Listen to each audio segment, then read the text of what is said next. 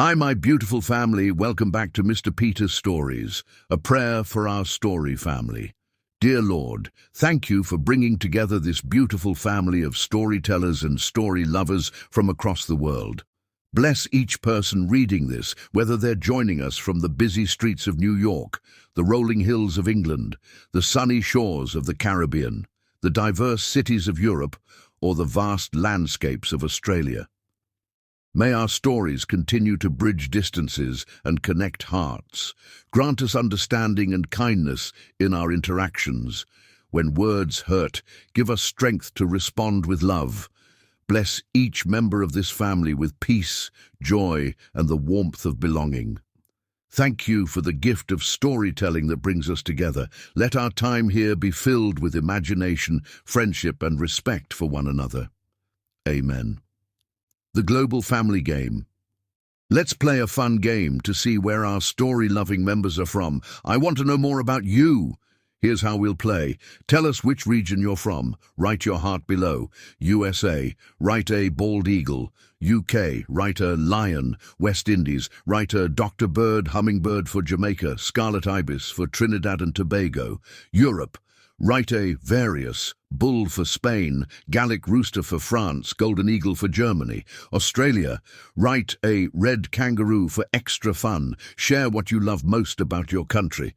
And while you're here, I'd love to hear, did you enjoy our last story? What kind of stories would you like to hear next? Remember, even when some comments might hurt, I still love each one of you. Your presence here makes this family complete. If you're happy with our stories, just write, "We are satisfied with a heart." Let's begin our story with all this love in our hearts. Are you ready for today's tale? Manhattan glittered like scattered diamonds against the velvet night sky. Rain pelted against the floor-to-ceiling windows of Eclipse, the exclusive rooftop bar perched 50 stories above the city's pulsing heart. Taraji Henson stood at the bar, her fingertips tracing the rim of her third, or was it fourth, martini glass. The olive bobbed gently in the clear liquid, much like her thoughts swimming in a sea of champagne and victory. She'd done it. After 3 months of sleepless nights, endless presentations, and fighting tooth and nail against every doubt and prejudice, she'd landed the Richardson account. $50 million. The biggest deal in Stellar Marketing's history, closed by the youngest creative director they'd ever appointed. The bartender, Andre, slid another martini her way. Celebrating something special, Miss Henson. Taraji's crimson lips curved into a smile that could light up Times Square. You could say that. She lifted the glass, watching the city lights refract through the crystal. Her designer dress, a black Versace number that hugged every curve, caught the warm glow of the bar's ambient lighting. She'd chosen it carefully this morning, armor for battle. Now it was a gown for victory. Thunder rolled across the sky, and lightning illuminated the rain-streaked windows. The storm matched her mood, powerful, electric, unstoppable. The deal would transform her department, potentially the entire company. Not bad for a girl who'd grown up in a small apartment in Brooklyn, watching her single father work 3 jobs to keep her in good schools. The alcohol buzzed pleasantly through her veins, making the world soft around the edges. The bar's other patrons, Manhattan's elite, all old money and older names, faded into a comfortable blur of expensive perfume and quiet conversation. This was her moment, and nothing could touch her. Until something did. A hand, warm and steady, caught her elbow as she swayed slightly. Miss Henson. That voice, deep as aged whiskey, smooth as silk, and carrying enough authority to make her spine straighten automatically. Carson Boyd, her CEO, the man whose presence filled every room he entered, whose grey eyes seemed to see straight through boardroom presentations and carefully constructed facades. Mr. Boyd. She turned, finding herself mere inches from his broad chest. Even in her Louboutins, she had to tilt her head back to meet his gaze. I didn't expect to see you here. I own the building. His lips quirked into a half-smile that made her stomach flip, or maybe that was the martinis, and I believe you've had enough. Taraji bristled, drawing herself up to her full height. I'm celebrating the Richardson account, which you closed brilliantly. His hand hadn't left her elbow, and the heat of his touch seemed to burn through the fabric of her dress. But I'd hate to see you miss tomorrow's contract signing because of an overzealous celebration. She tried to step back, but the room tilted treacherously. Carson's other hand found her waist, steadying her. The subtle scent of his cologne, something expensive and masculine, filled her senses. Being this close to him felt dangerous, like standing too near a live wire. "Let me take you home," he said softly, his breath warm against her ear. Warning bells clanged in her head, but they were muffled by champagne and the intoxicating rhythm of her heart matching his. "I can call a car." In this storm. Thunder punctuated his words as if on cue. "I insist." The ride down in the private elevator was silent, charged with something that had nothing to do with the lightning outside. Carson's presence filled the small space, and Taraji found herself hyper-aware of every breath, every slight movement. She caught their reflection in the mirrored walls, she in her black dress, he in a perfectly tailored charcoal suit that made his eyes look like storm clouds. They looked right together, like something out of a magazine spread. His car waited at the curb, a sleek black Bentley with a driver holding an umbrella. Carson guided her into the back seat, his hand on the small of her back sending shivers up her spine that had nothing to do with the rain. The city blurred past the tinted windows, streetlights and neon signs bleeding together like watercolors. Taraji felt herself drifting, her head growing heavy. Without conscious thought, it came to rest against Carson's shoulder. He stiffened for a moment, then relaxed, his arm moving to cradle her more comfortably against him. "Where do you live?" His voice rumbled through his chest. "Tribeca," she murmured. "The Morrison building." She felt rather than saw his surprise. "The penthouse? Never underestimate a woman who knows her worth."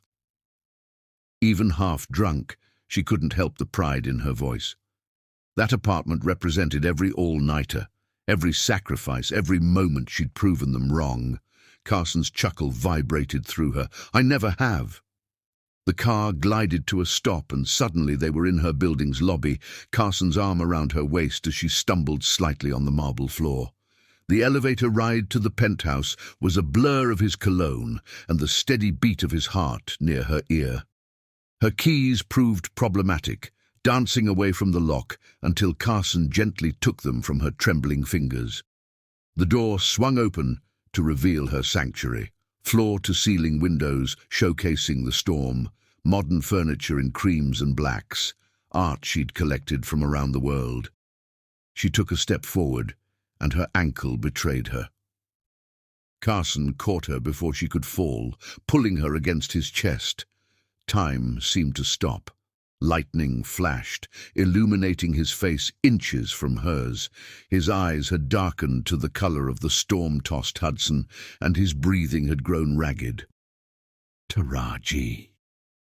Her name on his lips was a prayer and a warning. She didn't think, couldn't think. Her fingers curled into his lapels, and she pulled his mouth down to hers. The kiss exploded between them like a supernova. His lips were soft but demanding, tasting of expensive scotch and unspoken desire.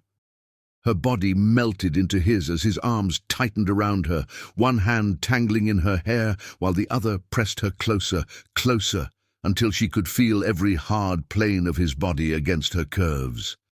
When they finally broke apart, they were both breathing hard. Rain drummed against the windows, matching the frantic rhythm of her heart. Carson's usually perfect hair was mussed where she'd run her fingers through it, and his eyes burned with an intensity that made her knees weak. "We shouldn't," he whispered, but his hands were already tracing the zipper of her dress. "No," she agreed, working his tie loose. "We really shouldn't." The dress slipped from her shoulders, pooling at her feet like black water. Carson's sharp intake of breath was audible as he took in the sight of her in black lace lingerie. His control, legendary in the boardroom, began to crack. "You are exquisite," he breathed, hands hovering just above her skin, as if he was afraid she'd disappear if he touched her. "Absolutely exquisite." Taraji reached for his shirt buttons, her fingers surprisingly steady now. "Show me." Lightning flashed again as the last barriers between them fell away. Carson's hands and lips mapped every inch of her skin, drawing sighs and gasps that mixed with the thunder. He could hear her heart racing, feel it flutter beneath his lips as he traced the elegant line of her throat. They stumbled toward the bathroom, leaving a trail of expensive clothing in their wake. The vintage clawfoot tub, her one indulgence when renovating, beckoned. Steam rose from the filling tub, fogging the mirrors and creating a dreamlike haze. Carson lifted her as if she weighed nothing, stepping into the hot water with her in his arms. The heat was nothing compared to the fire between them. Water sloshed over the rim as he settled her across his lap, his hands exploring every curve while his mouth claimed hers again and again. Taraji's head fell back as his lips found her pulse point. Everything was sensation, the heat of the water, the cool porcelain at her back, the delicious weight of him against her. Steam curled around them like a cocoon, shutting out the world beyond this moment, beyond this feeling. Their coupling was inevitable as the tide, passionate as the storm still raging outside. Carson whispered her name like a mantra, his voice rough with emotion as they moved together. Taraji's nails left crescents in his shoulders as pleasure built between them, higher and higher until it crashed over them both like a tidal wave. Afterward, they lay entwined in her king-sized bed, the sheets tangled around them. Rain still pattered against the windows, softer now. Carson traced lazy patterns on her bare shoulder, while Taraji listened to his heartbeat gradually slow beneath her cheek. "We should talk about this," he murmured into her hair. "Tomorrow," she replied, already drifting toward sleep. "We'll figure it out tomorrow." As consciousness faded, she felt him press a kiss to her temple. The last thing she remembered was thinking how right it felt to fall asleep in Carson Boyd's arms. She had no way of knowing that tomorrow would change everything, that this night of passion would set in motion events that would shake both their worlds to the core, that the very thing that felt so perfect would soon threaten to destroy them both. But that was tomorrow. Tonight belonged to them, to the storm, to the magic they'd created between them. Tonight, they were just a man and a woman, falling into something deeper than either of them had bargained for. Outside, the storm began to fade, but the one brewing in their hearts was just beginning. Chapter 2. Dangerous Waters. Morning light crept through the floor-to-ceiling windows, painting golden stripes across tangled silk sheets. Taraji stirred, her body deliciously sore in ways that brought memories of the night flooding back. The storm had passed, leaving behind a pristine blue sky and the lingering scent of rain, and Carson's cologne on her pillows. Carson. Her eyes flew open, heart suddenly racing. He lay beside her, one muscular arm draped across her waist, his face peaceful in sleep. The morning light carved shadows beneath his cheekbones, highlighting the slight silver at his temples. He looked younger like this, vulnerable in a way the powerful CEO never allowed himself to be.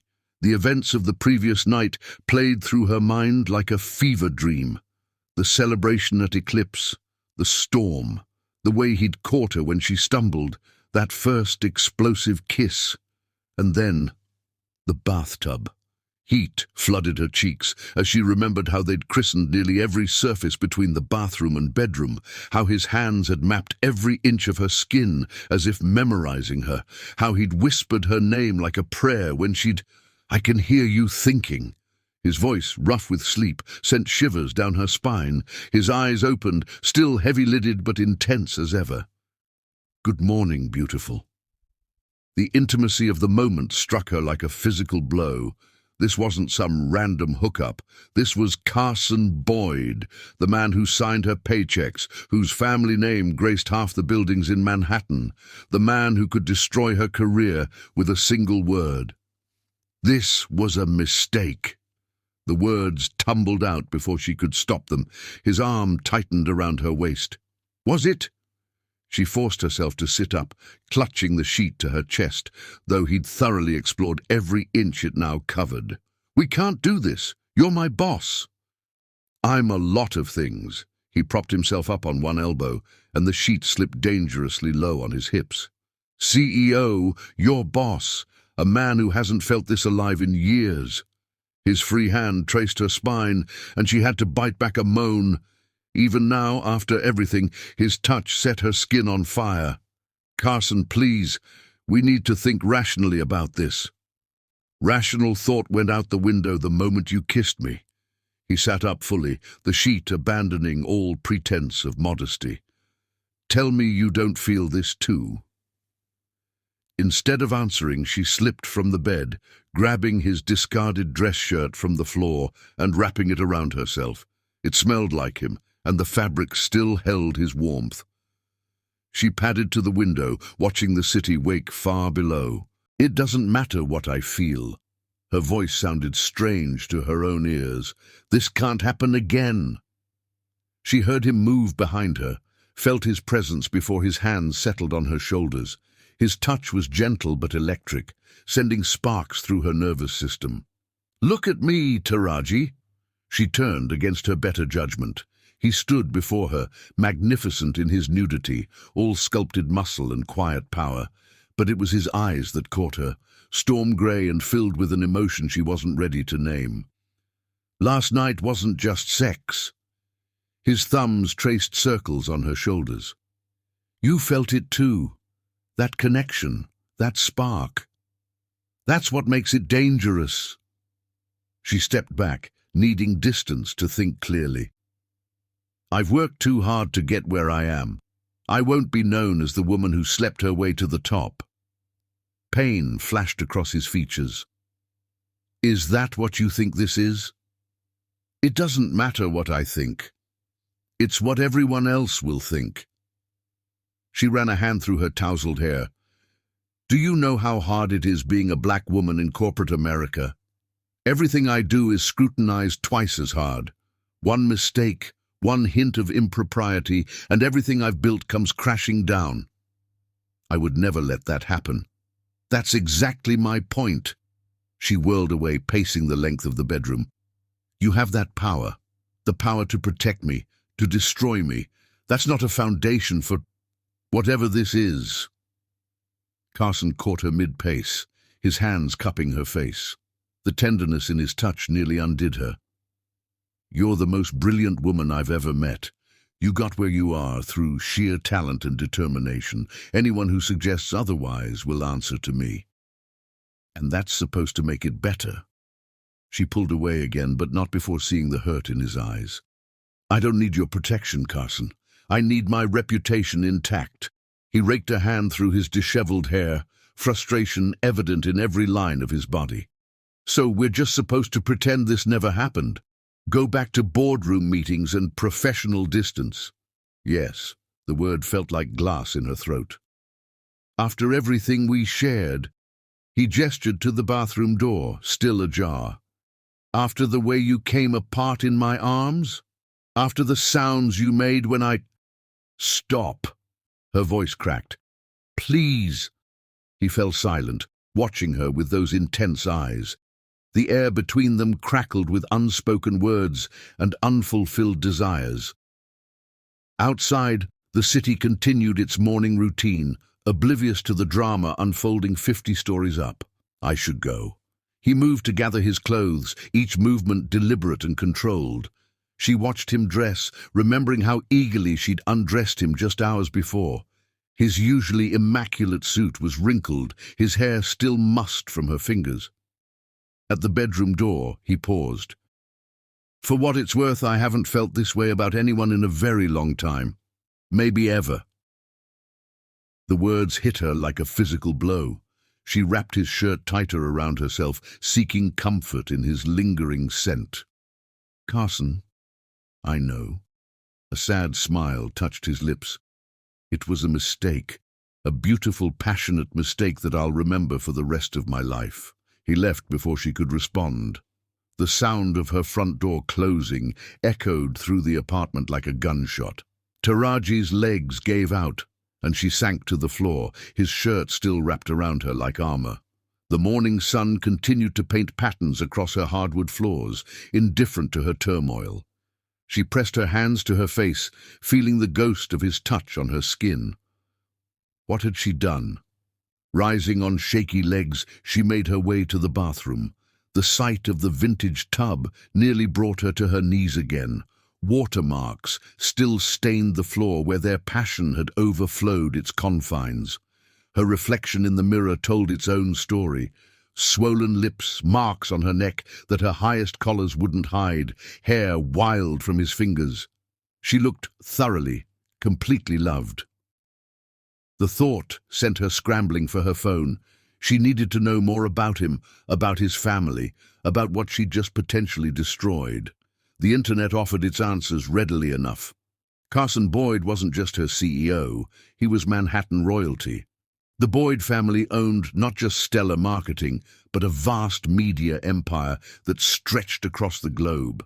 And there, buried in the society pages, was a photo of him with a willowy blonde at some charity gala. The caption made her blood run cold. Carson Boyd, with longtime family friend Phoenix DuPont. Sources say wedding bells may be in their future. The phone slipped from her nerveless fingers. She'd slept with her boss. She'd slept with her boss who was practically engaged. She'd slept with her boss who was practically engaged and could destroy her career with a single word. The bathroom suddenly felt too small. She stripped off his shirt, unable to bear its touch any longer. The bathroom suddenly felt too small. She stripped off his shirt, unable to bear its touch any longer. The shower she stepped into was scalding, but it couldn't wash away the memory of his hands, his lips, his whispered words of passion. As she dressed for work, armor-like in a crisp white suit, she tried to convince herself it had just been the alcohol, just the storm and the celebration and too many martinis, just a moment of weakness that would never be repeated. But when she closed her eyes, she could still feel him, still taste him, still hear the way he'd said her name in the darkness. The morning paper lay outside her door, and a headline caught her eye. It was about a decades-old case, something about corporate fraud and wrongful imprisonment. She grabbed it automatically, tucking it into her bag as she headed for the elevator. She had no way of knowing that piece of newsprint would change everything, that the passion she and Carson had shared was only the beginning of a story that would shake both their worlds to the foundation. But for now, she straightened her spine, adjusted her designer bag, and prepared to face the day. She was Taraji Henson, creative director of Stellar Marketing. She'd worked too hard to let one night of passion, no matter how earth-shattering, derail her life. The elevator doors closed on her resolve.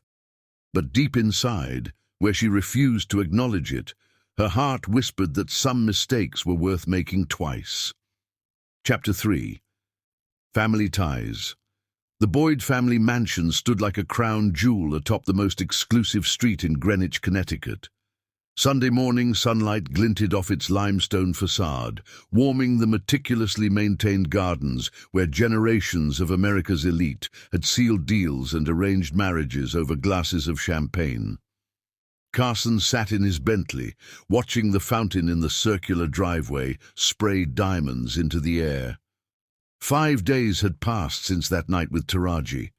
5 days of seeing her in the office, perfect and professional in her designer suits, acting as if she hadn't moaned his name in the darkness, as if he couldn't still taste her skin, still feel her heartbeat racing beneath his lips. "Sir?" His driver's voice broke through his reverie. "Your grandmother is waiting." Of course she was. Victoria Boyd didn't wait for anyone. People waited for her. He straightened his tie, a habit born from years of her scrutiny, and headed for the grand entrance. The foyer smelled of old money and fresh flowers, massive arrangements that his mother changed weekly to match her mood. Marina Boyd's touch was everywhere, in the updated classical decor, the carefully curated art collection, the subtle show of wealth that spoke of centuries rather than mere decades of privilege. "Carson, darling." Marina emerged from the conservatory, elegant in a pale blue St. John suit that probably cost more than most people's monthly salary. She air-kissed his cheeks, her perfume expensive and subtle. "You're late." "Traffic." The lie came easily. He couldn't tell her he'd spent 20 minutes sitting in the driveway, trying to exorcise the memory of Taraji's touch. "Your grandmother is in rare form today." Marina's perfectly painted lips curved in what might have been amusement or warning. "She's been reading the society pages again." Wonderful. Just what he needed after a week of torturing himself with professional distance from the woman who haunted his dreams. He followed his mother through the mansion's grand rooms, each one a testament to the Boyd family's power and prestige. The informal dining room, though there was nothing informal about its 18th-century French furniture and hand-painted ceiling, was already occupied.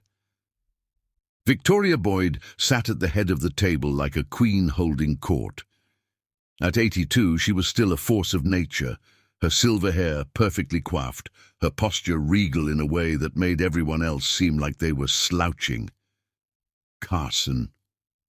Her voice could still make him feel like a schoolboy called to the principal's office. "So kind of you to finally join us." "Good morning, grandmother."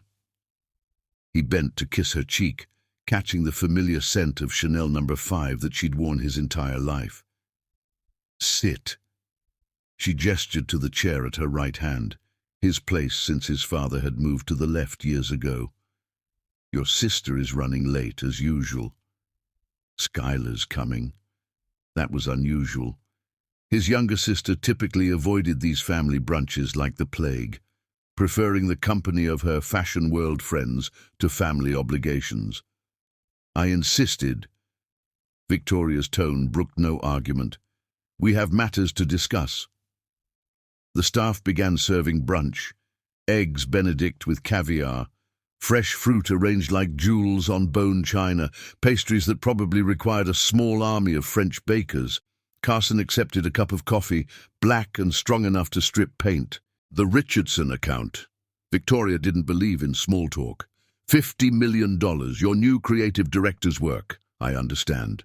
Carson's cup paused halfway to his lips. Taraji Henson, yes. That single syllable contained volumes. She's making quite a name for herself. She's brilliant. The words came out more forcefully than he'd intended. The most talented creative director we've ever had. "So I've heard." Victoria's pale eyes studied him over the rim of her teacup. "Phoenix mentioned she saw you at Eclipse the night of the signing." Of course she had. Phoenix DuPont had been a family friend since childhood, the girl everyone assumed he'd eventually marry. She had a way of seeing exactly what people wanted to hide. "I was there briefly," another lie. "Checking on the celebration." Carson. His father's voice preceded him into the room. James Boyd moved like a shark, all contained power and predatory grace. "You should have called me about the Richardson deal. The media division could have coordinated coverage." "It wasn't necessary." Carson refused to give ground. "Stellar Marketing handles its own PR. We're all one company." James took his seat, accepting a mimosa from a hovering server. "The Boyd media empire requires coordination, son. You know this." The familiar argument hung in the air like sword of Damocles. Carson had fought for years to keep Stellar Marketing separate from his father's media conglomerate, maintaining its independence while other acquisitions were swallowed whole. "James, darling." Marina's voice cut through the tension. "Not at brunch. You know how it upsets my digestion." "Sorry I'm late." Skylar Boyd burst into the room like a fresh breeze, all long legs and artistic chaos in a vintage Dior dress. Traffic was insane. Traffic seems to be a family problem today. Victoria's dry observation made Carson's coffee suddenly taste bitter. Skylar dropped a kiss on their grandmother's cheek before claiming her seat. Did I miss the interrogation about Carson's love life? That's usually the first course at these things. We were just discussing business. James speared a piece of melon with unnecessary force. Boring. Skylar reached for a croissant. Let's talk about the fact that Carson was seen leaving a certain creative director's building at dawn last week. Carson's coffee cup clattered against its saucer. Every head at the table turned toward him with laser focus. Skylar! Marina's voice held a warning. What? The help talks. Skylar shrugged, seemingly oblivious to the bomb she'd just dropped. And Giuseppe is very observant for a doorman. Carson. Victoria set down her teacup with deliberate precision. Is there something you'd like to share with the family? He could feel his father's shark-like gaze, his mother's careful neutrality, Skylar's barely concealed glee. The weight of generations of Boyd expectations pressed down on him like a physical force. Miss Henson and I had a late meeting about the Richardson account. The lie tasted like ashes. I made sure she got home safely in the storm. How chivalrous. James's tone suggested it was anything but. And this had nothing to do with her rather spectacular figure in that Versace dress. James. Marina's shock seemed genuine. We're all thinking it. James picked up his mimosa again. The girl's gorgeous, I'll grant you that. But really, Carson, an employee, have you learned nothing from watching me build this empire? That's enough. Victoria's voice could have frozen hell. Carson knows his responsibilities to this family. Don't you, darling? The question was a trap, and he knew it. Every Sunday brunch was a trap, really. A carefully choreographed dance of power and expectation. He was the heir apparent, the golden boy who would carry the Boyd legacy into the next generation. His personal desires were irrelevant. Of course, grandmother. The words felt like betrayal. Excellent. Victoria smiled, satisfaction evident in every line of her aristocratic face. Now, speaking of responsibilities, Phoenix's mother called me yesterday. The girl is absolutely glowing about your dinner last month.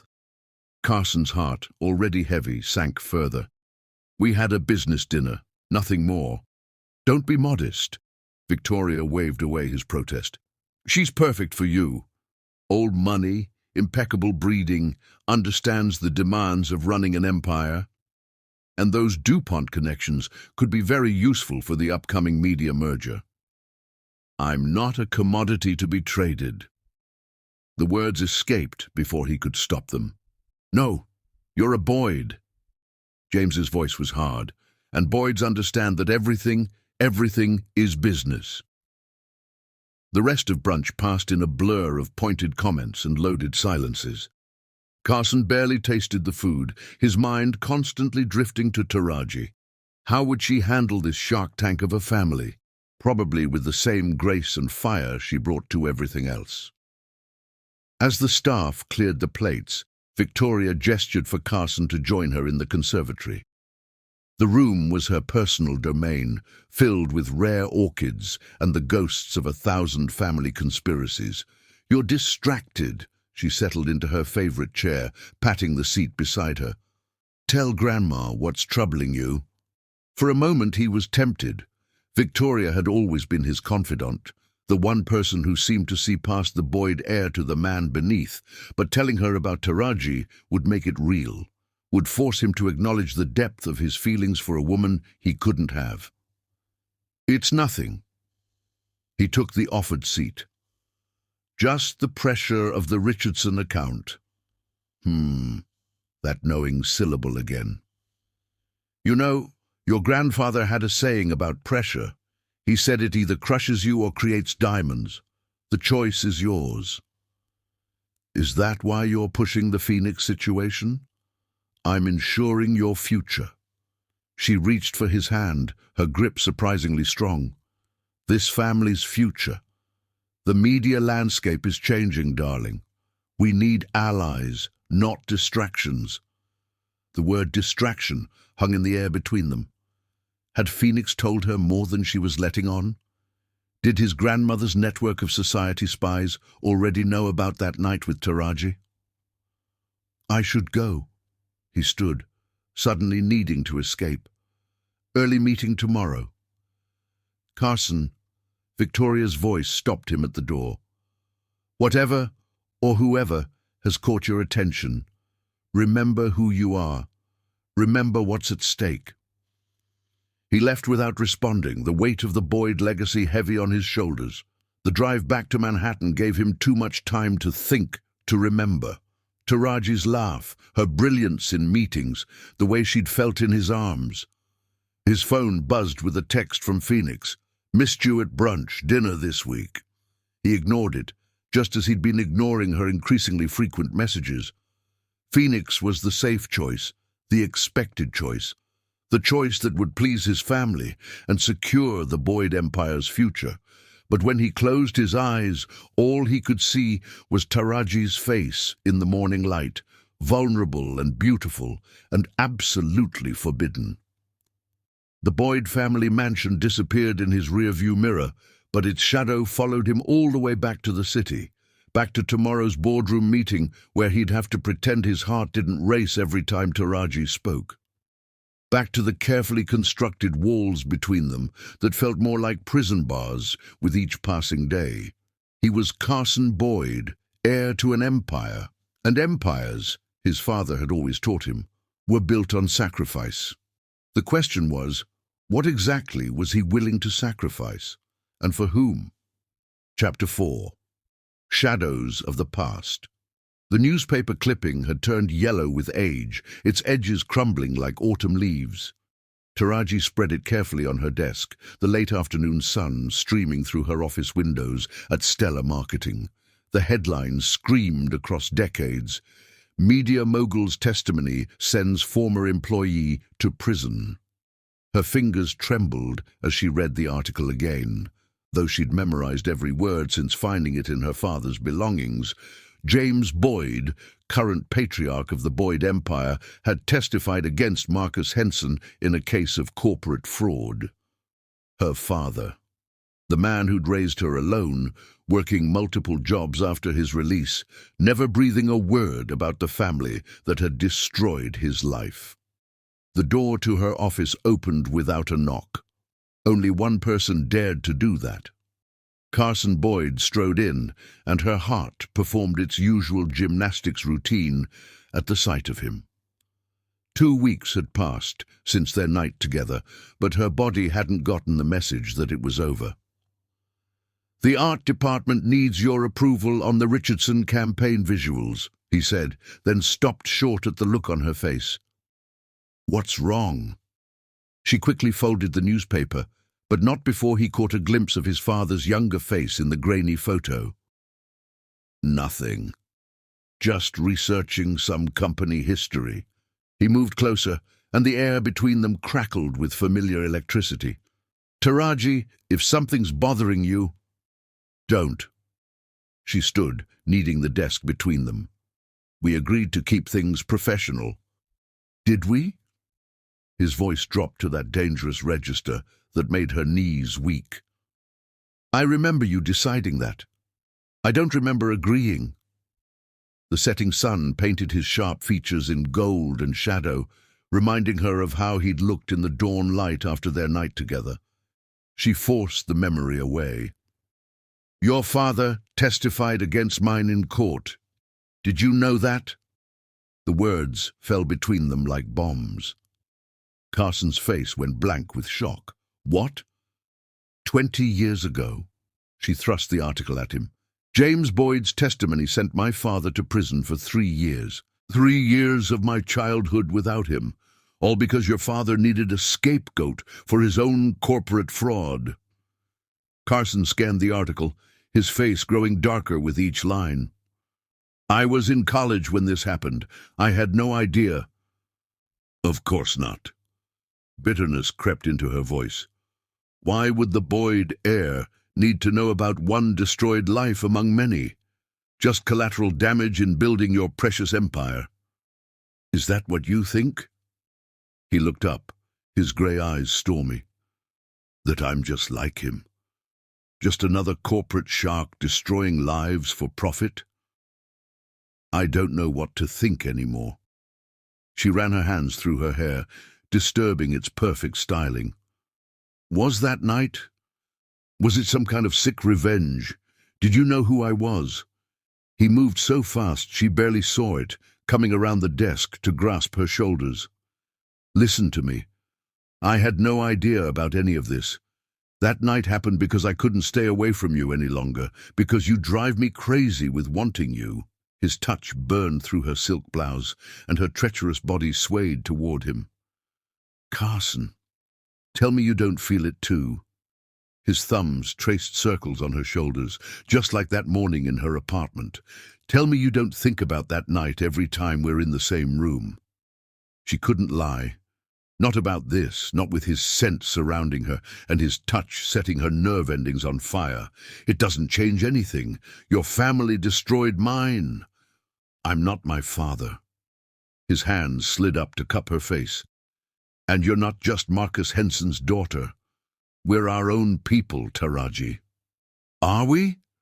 She pulled away, though it felt like tearing off her own skin. You're the Boyd heir. The whole world knows you're practically engaged to Phoenix DuPont. A muscle ticked in his jaw. Phoenix and I grew up together. Everyone assumed we'd end up together, but there's nothing between us. The society pages say different. She retrieved another clipping from her desk drawer, the photo of him and Phoenix at the charity gala. You look cozy. That's not... He broke off as her office door opened again. Carson, darling. Phoenix DuPont swept in like a blonde hurricane in designer clothes. She stopped short at the tension in the room. Oh, am I interrupting something? Taraji stepped back, professional mask sliding into place. Not at all. Mr. Boyd and I were just discussing the Richardson campaign. Phoenix's perfectly shaped eyebrows rose slightly. Of course you were. She turned to Carson, running a manicured hand down his arm. Ready for dinner. The reservation at Le Bernardin is for 8. Carson's eyes never left Taraji's face. I have work to finish here. All work and no play. Phoenix pouted prettily. You promised me dinner after standing me up last week. The implications hung in the air.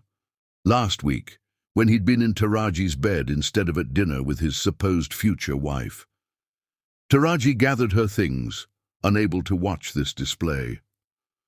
The art department needs those approvals, she said coolly. I'll have them on your desk first thing tomorrow, Mr. Boyd. She fled before either could respond, her heels clicking a desperate rhythm on the marble floors. The elevator was mercifully empty, allowing her to lean against its mirrored wall and try to steady her breathing. The familiar ding announced her arrival in the lobby, but as the doors opened, she caught a glimpse of her reflection. Her carefully applied lipstick was slightly smudged. From when? Had she unconsciously been biting her lip while Carson stood so close? Had Phoenix noticed? The night air hit her like a slap, and she gulped it gratefully. Her town car waited at the curb, but she waved it away. She needed to walk, needed to think.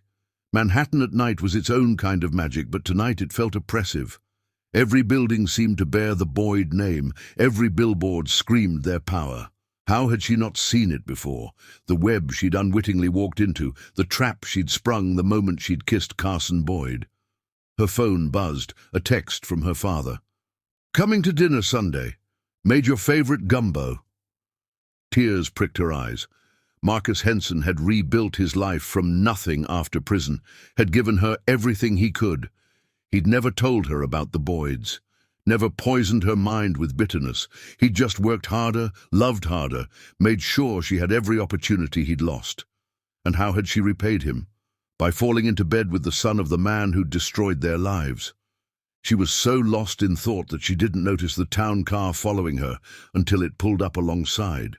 The window rolled down to reveal Phoenix's perfect face. "Get in!" It wasn't a request. "We need to talk." Everything in Taraji screamed to keep walking, but curiosity won out. She slid into the leather interior, noting that it was the same model as Carson's car. Of course it was. "Let's be clear." Phoenix's voice could have frozen champagne.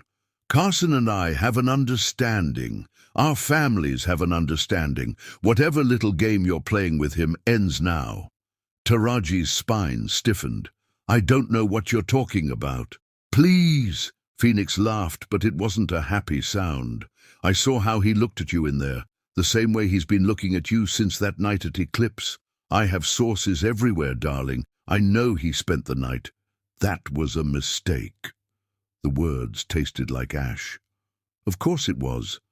Phoenix's smile was razor-sharp. "And it won't happen again.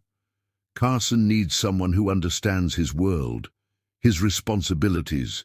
Someone who can help him run the empire, not someone whose father tried to destroy it." The hit landed exactly as intended. "You know about that?" "I know everything about you, Taraji Henson. The scholarship to Harvard, the meteoric rise through the advertising world, the father who spent 3 years in prison for trying to expose Boyd Media's creative accounting." Phoenix's perfectly manicured nails drummed on her designer clutch. "You're talented, I'll give you that. But you're not one of us. You never will be." "I don't want to be." Taraji reached for the door handle. "And you don't know me at all." "I know Carson." Phoenix's voice stopped her. "I know what he needs, even if he doesn't. Walk away now while you still have a career, before history repeats itself." The threat hung in the air between them.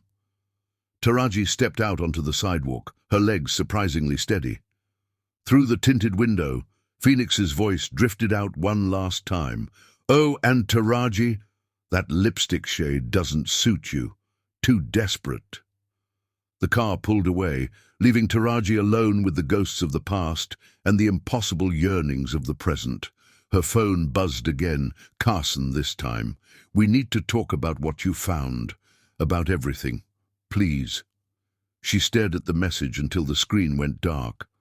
Up and down the street, the Boyd Empire's buildings stretched toward the stars, their windows like watching eyes. Somewhere in one of them, Carson was probably having dinner with Phoenix, playing his part in the dynasty. And somewhere in Brooklyn, her father was making gumbo, probably humming old jazz tunes, like he always did when he cooked. 2 worlds, separated by more than just a river. The choice should have been simple. But as she flagged down a taxi, all she could think about was the way Carson's hands had felt on her skin, the way his voice dropped when he said her name, the way he looked at her like she was the only woman in the world. "Where to?" the driver asked. She gave her address, then leaned back in the seat, closing her eyes. The newspaper article felt heavy in her bag, a weight of history and hurt and things left unsaid. But heavier still was the memory of Carson's touch, the echo of his words. "I'm not my father." The taxi wound through the city streets, carrying her home to her empty apartment where the ghost of that passionate night still lingered. Tomorrow she would face him across the boardroom table, maintaining professional distance while her heart tried to beat its way out of her chest. But tonight she would allow herself to remember, to feel, to wonder about paths not taken and choices not yet made. And in his penthouse office, Carson Boyd stared out at the city his family had helped build, a glass of scotch untouched in his hand, thinking of a woman who made him question everything he'd ever been taught about power, legacy, and love. Chapter 5. Corporate Games. The boardroom buzzed with nervous energy as Stellar Marketing's executive team assembled for the announcement. Taraji sat at her usual place, 2 seats down from the head of the table, her expression carefully neutral despite the chaos in her heart. 3 weeks had passed since she'd discovered the truth about her father's imprisonment.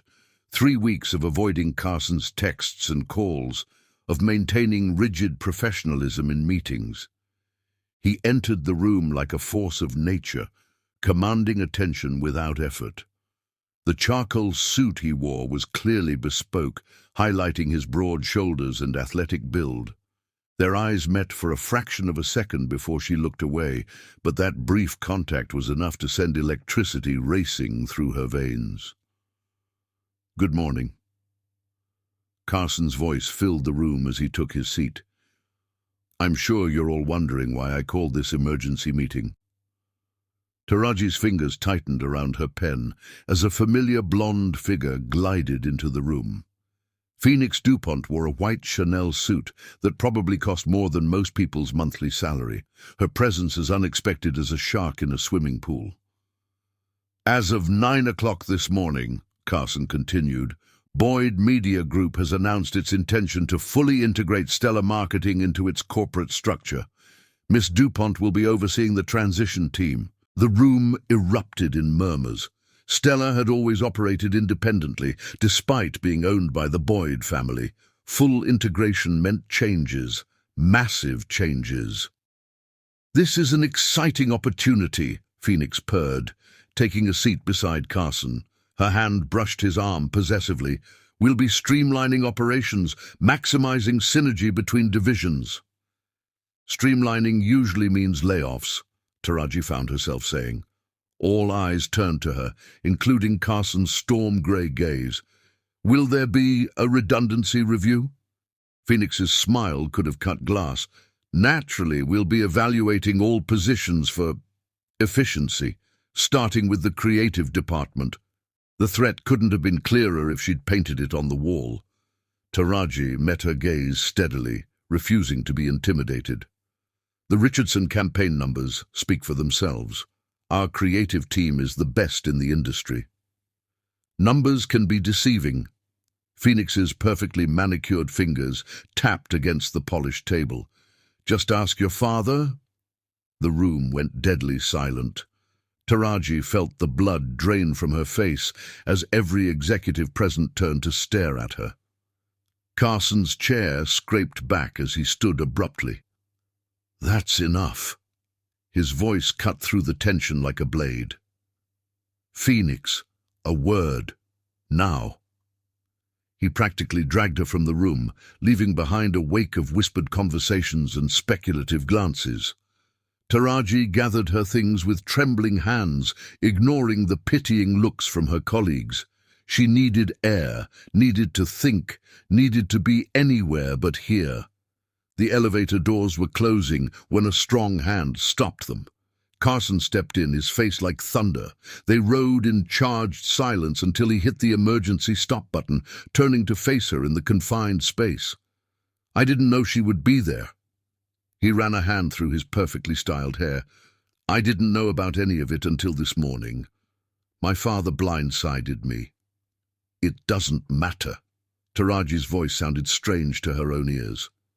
It was naive to think Stella could stay independent forever. "Look at me."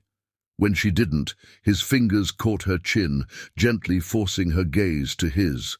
"I won't let her hurt you. I won't let anyone hurt you." The touch of his fingers on her skin sent sparks through her entire body. "Carson, please, we can't." His lips crashed into hers before she could finish the sentence. The kiss was desperate, hungry, full of all the words they couldn't say. Her bag dropped forgotten to the floor as her hands fisted in his jacket, pulling him closer. He pressed her against the elevator wall, his body hard and familiar against hers. "I miss you," he breathed against her mouth. "God, I miss you so much it's driving me crazy."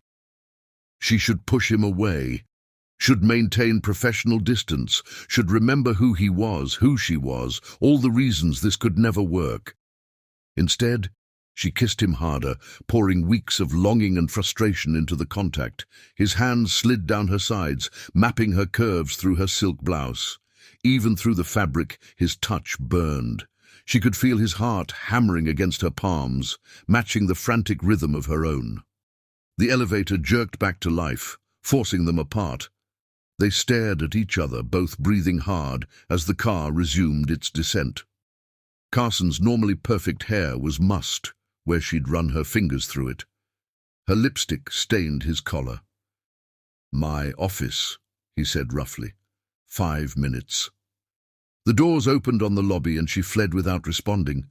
In the bathroom, she stared at her reflection, swollen lips, flushed cheeks, eyes bright with barely contained desire. She looked exactly like what she was, a woman on fire for a man she couldn't have. 5 minutes passed, then 10. She should go back to her office, should pretend none of this had happened. Instead, her feet carried her to the executive floor, to the massive corner office where Carson Boyd commanded his piece of the family empire. He was waiting for her, jacket discarded, sleeves rolled up to reveal strong forearms. The sight made her mouth go dry. "Lock the door!" She did, the click of the lock echoing in the charged silence. They moved toward each other like magnets, like celestial bodies caught in each other's gravity. This kiss was slower, deeper, but no less desperate. "We shouldn't," she whispered against his mouth, even as her fingers worked at his tie. "I know." He pulled back just far enough to look into her eyes. "Tell me to stop. Tell me you don't want this as much as I do." She couldn't. Not when his touch set her blood on fire, not when every cell in her body screamed for him. His hands found the buttons of her blouse, undoing them with agonizing slowness. Each inch of exposed skin received its own kiss, its own caress, until she was trembling with need. The blouse fell away, revealing black lace that made his breath catch. "You're so beautiful." His voice was reverent as he traced the edge of her bra. So incredibly beautiful. Her own hands weren't idle, pushing his shirt from his shoulders, needing to feel his skin against hers. He was gorgeous, all hard muscle and smooth skin, a Greek god in an executive's clothing. She pressed her lips to his chest, feeling his heart racing beneath. They made it to the leather couch somehow, leaving a trail of clothing in their wake. Carson laid her down with infinite care, his eyes dark with desire as he took in the sight of her. "You drive me crazy," he murmured, trailing kisses down her throat. "I can't think straight when you're near me. Can't focus on anything but how much I want you." Her response was lost in a gasp as his mouth found more sensitive areas. He took his time, rediscovering every spot that made her moan, until she was arching beneath him, desperate for more. When they finally came together, it was like coming home. Like finding a piece of herself she hadn't known was missing. He whispered her name like a prayer, and she answered with sighs and gasps that spoke volumes more than words. Afterward, they lay tangled together on the couch, her head on his chest, his fingers tracing patterns on her bare shoulder. Reality began to creep back in, bringing with it all the complications they'd temporarily forgotten. "Phoenix will destroy me for this." Taraji's voice was barely a whisper. "I won't let her." His arms tightened around her. "I don't want her, Taraji. I never have. It's you. It's been you since the moment you walked into that first meeting and called my marketing strategy outdated." She had to smile at the memory, even as her heart ached. "Your father will never accept this. The Boyd heir and the daughter of the man he sent to prison, it's like something out of a Shakespeare tragedy. Then we'll write our own story." He tilted her face up to his. "I'm tired of living by their rules, of sacrificing what I want for what they expect. Help me fight this merger. Help me keep Stella independent." "And then what?" She sat up, reaching for her scattered clothing. "We ride off into the sunset, while your family disowns you, and mine disowns me. If that's what it takes." The sincerity in his voice made her pause. "I love you, Taraji. I think I've loved you since that night in the storm. Everything else, the money, the power, the family name, none of it matters without you." The words hit her like a physical blow. Love. The one thing they'd carefully avoided naming, the emotion too dangerous to acknowledge. A knock at the door shattered the moment. "Carson?" Phoenix's voice carried through the wood. "Your father's on the line about the merger announcement."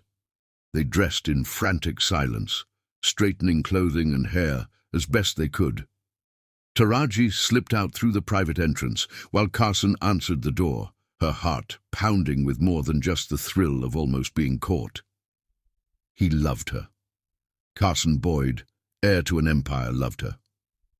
The knowledge followed her back to her office, where a manila envelope waited on her desk. Inside was a USB drive and a note in elegant handwriting. "Before you choose your side in this war, you should know what really happened to your father.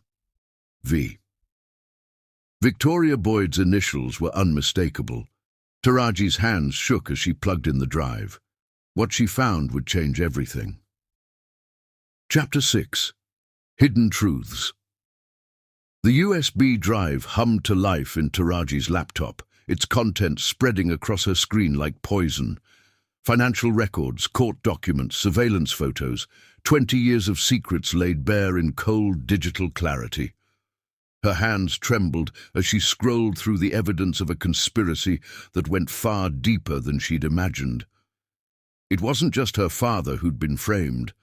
There had been others, whistleblowers and honest employees who'd discovered the truth about Boyd Media's criminal activities.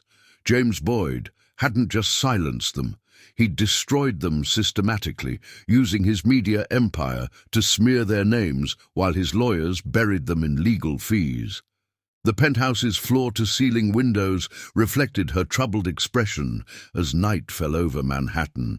She'd been reading for hours, each revelation hitting her like a physical blow. Her father had been trying to expose an international money laundering operation when James Boyd had turned the tables, painting him as the criminal instead. Her phone buzzed. Carson again. The 7th call since their encounter in his office. She let it go to voicemail, her mind still reeling from Victoria's USB drive. How much did Carson know? Was he part of it all, playing her just as his father had played others? The knock at her door startled her so badly she nearly dropped her wine glass. Through the security camera, she saw Skylar Boyd's distinctive profile. "I know you're in there," Skylar called out, "and I know what my grandmother gave you. Let me in, Taraji, please." Against her better judgment, Taraji opened the door. Skylar swept in wearing vintage Valentino and an expression of determination. "Before you say anything," Skylar held up a hand. "Yes, I know about the USB drive. And no, Carson doesn't know what's on it. Not yet." Taraji's fingers clenched around her wine glass. "Why are you here?" "Because I love my brother." Skylar moved to the window, her reflection overlaying the city lights. "And because I've watched him come alive since he met you in a way I haven't seen in years.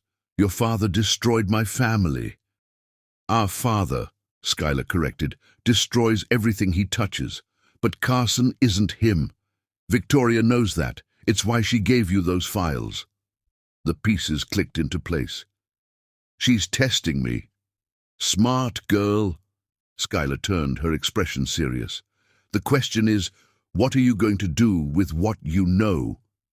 Before Taraji could answer, her phone buzzed again. This time, it was a text from Phoenix. "My office.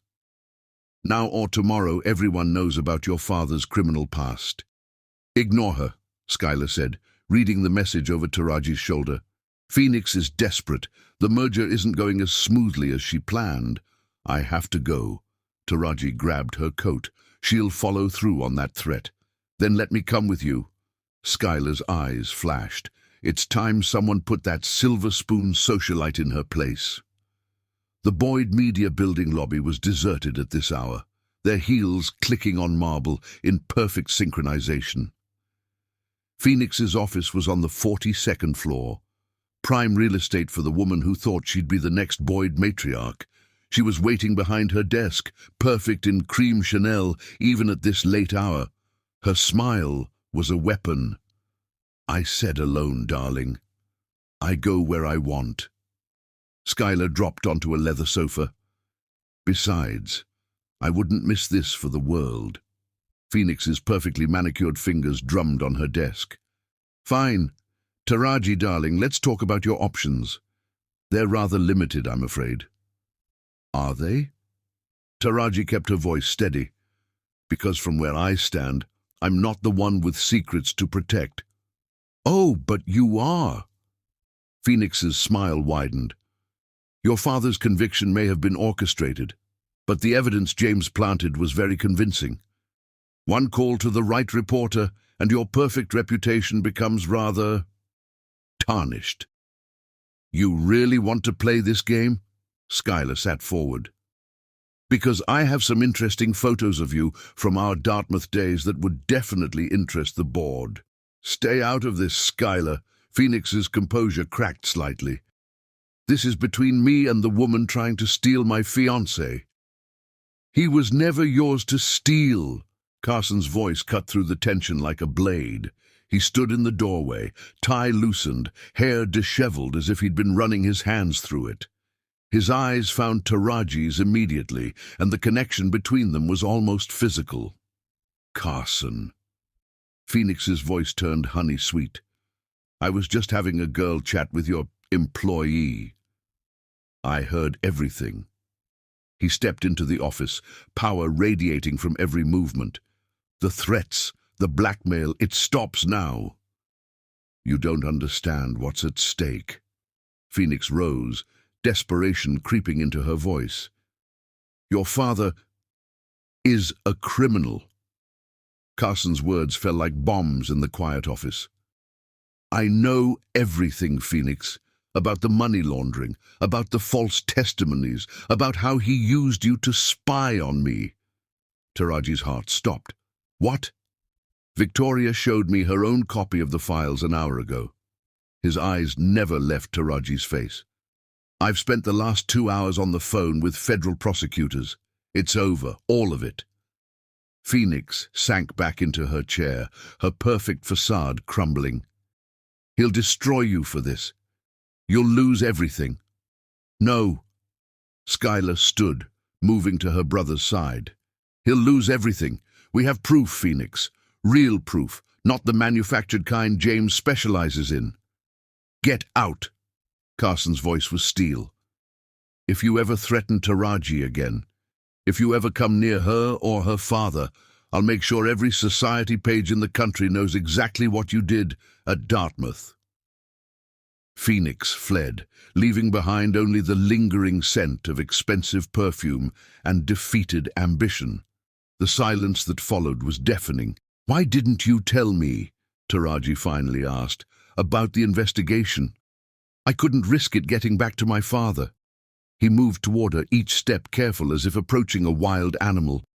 "And then Victoria showed me the files, and I realized you already knew.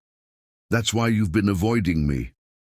I thought," her voice caught, "I thought maybe you were part of it, that maybe everything between us was just another Boyd family manipulation."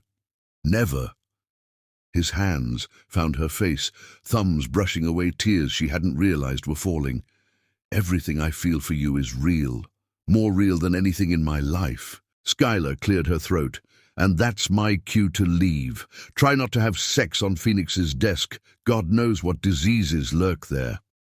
The door clicked shut behind her, leaving them alone in the luxurious office. Carson's thumbs were still tracing patterns on Taraji's cheeks, his touch setting her skin on fire. "I'm sorry," he whispered, "for all of it. For what my father did to yours. For not seeing it sooner. For letting you doubt us for even a moment." She pressed her forehead to his chest, breathing in his familiar scent. "What happens now?" "Now?" His fingers threaded through her hair. "Now I turn over everything to the feds. James Boyd's empire falls, and I spend the rest of my life making up for my family's sins. You'll lose everything. She pulled back to look at him. The company, the wealth, your family's legacy. I don't care. His eyes burned with intensity. None of it matters without you. I love you, Taraji Henson. The rest is just details. The kiss was inevitable, passionate and healing all at once. His hands tangled in her hair as hers clutched his shoulders, pulling him closer. They came together like storms colliding, like worlds aligning, like pieces of a puzzle finally finding their match. His mouth traced the column of her throat, drawing gasps that echoed in the quiet office. Her fingers made quick work of his tie, needing to feel his skin against hers. Each button revealed more of him, more places to touch and taste and claim. "We shouldn't," she breathed, even as her body arched into his touch. "Not here." "Then let me take you home." His voice was rough with desire. "Let me show you exactly how real this is." The ride to his penthouse was torture, every red light an eternity of wanting. His hand on her thigh burned through her silk dress, promising things that made her pulse race. The elevator ride was worse, his kisses desperate and hungry, leaving her weak-kneed and wanting. Inside his apartment they came together like forces of nature. Clothing fell away under urgent hands, each revealed inch of skin, worshipped with lips and tongues, and whispered words of devotion. He laid her on his bed like she was precious, like she was everything he'd ever wanted. "You're so beautiful," he breathed, watching her arch beneath his touch. So incredibly, perfectly beautiful. Their lovemaking was different this time, slower, deeper, full of all the words they hadn't said. He took his time learning every spot that made her gasp, every touch that made her tremble. She mapped his body with equal devotion, memorizing the sounds he made when she touched him just right. Afterward they lay tangled in his sheets, her head on his chest, his fingers tracing patterns on her bare shoulder. The city glittered beyond his windows, but neither of them noticed. "What are you thinking?" he asked softly. "That I love you too." The words felt right, felt true, in a way nothing else had. That whatever comes next, we face it together. His arms tightened around her. Together. They fell asleep like that, wrapped in each other and the promise of tomorrow. Outside, Manhattan continued its endless dance of light and shadow, unaware that in a penthouse high above its streets, two people had found something rare and precious, a love strong enough to overcome the sins of the past and build a future of their own making. But in the darkness of his home office, Carson's phone buzzed with a message from Victoria. "It's not over. James knows. Be careful." The storm was coming, but this time they would weather it together. Chapter 7. Dangerous Revelations. The brake lines had been cut. Taraji stared at the fluid pooling beneath her Mercedes, her heart pounding against her ribs. If Carson hadn't insisted on having his security team check her car every morning, she would have driven straight off the parking garage's 6th floor. "Miss Henson." Marcus, the head of security, touched her elbow gently. "Mr. Boyd wants you in his office. Now." The elevator ride felt endless. Her hands wouldn't stop shaking, even though she'd tucked them into the pockets of her Burberry coat. Someone had tried to kill her. Someone had actually tried to kill her. Carson was pacing his office like a caged tiger when she arrived. The moment he saw her, he crossed the room in 3 long strides and pulled her into his arms. She melted against him, breathing in his familiar scent, letting his strength steady her. "If anything had happened to you..." His voice was rough with emotion. "I've doubled your security detail. You're not going anywhere without protection." It was him, wasn't it? She pulled back just enough to look into his eyes. "Your father?" "James doesn't make idle threats." He cupped her face in his hands. "The federal investigation is getting too close. He's desperate. I won't let him intimidate me." But even as she said it, Another tremor ran through her body. No. Carson's eyes darkened with determination. We won't let him intimidate us. His kiss was fierce, protective, full of all the fear and anger he couldn't express in words. She responded with equal passion, needing to feel alive, to feel safe in his arms. His hands tangled in her hair as hers clutched at his shoulders, pulling him closer. A throat cleared from the doorway. They broke apart to find Skylar watching them with a mixture of amusement and concern. "As hot as this is," she said, "we have bigger problems. Phoenix just called a press conference. She's claiming she's pregnant with Carson's baby." The words hit Taraji like a physical blow. She stepped back from Carson, her mind spinning. "What? It's impossible." Carson's voice was hard. "We haven't been together in over a year, and even then it was one drunken kiss at a charity gala." "Truth doesn't matter." Skylar moved to the window, watching the gathering media circus below. "She's playing right into James's hands. The scandal will overshadow any investigation." The perfect distraction. Taraji's legs felt weak, "And it makes me look like the other woman trying to break up a family." "You're not going anywhere." Carson reached for her, but she stepped back again. "I need air." She turned toward the door. I need to think." She made it to the private elevator before he caught up with her. His hand caught her wrist, spinning her to face him. The look in his eyes took her breath away.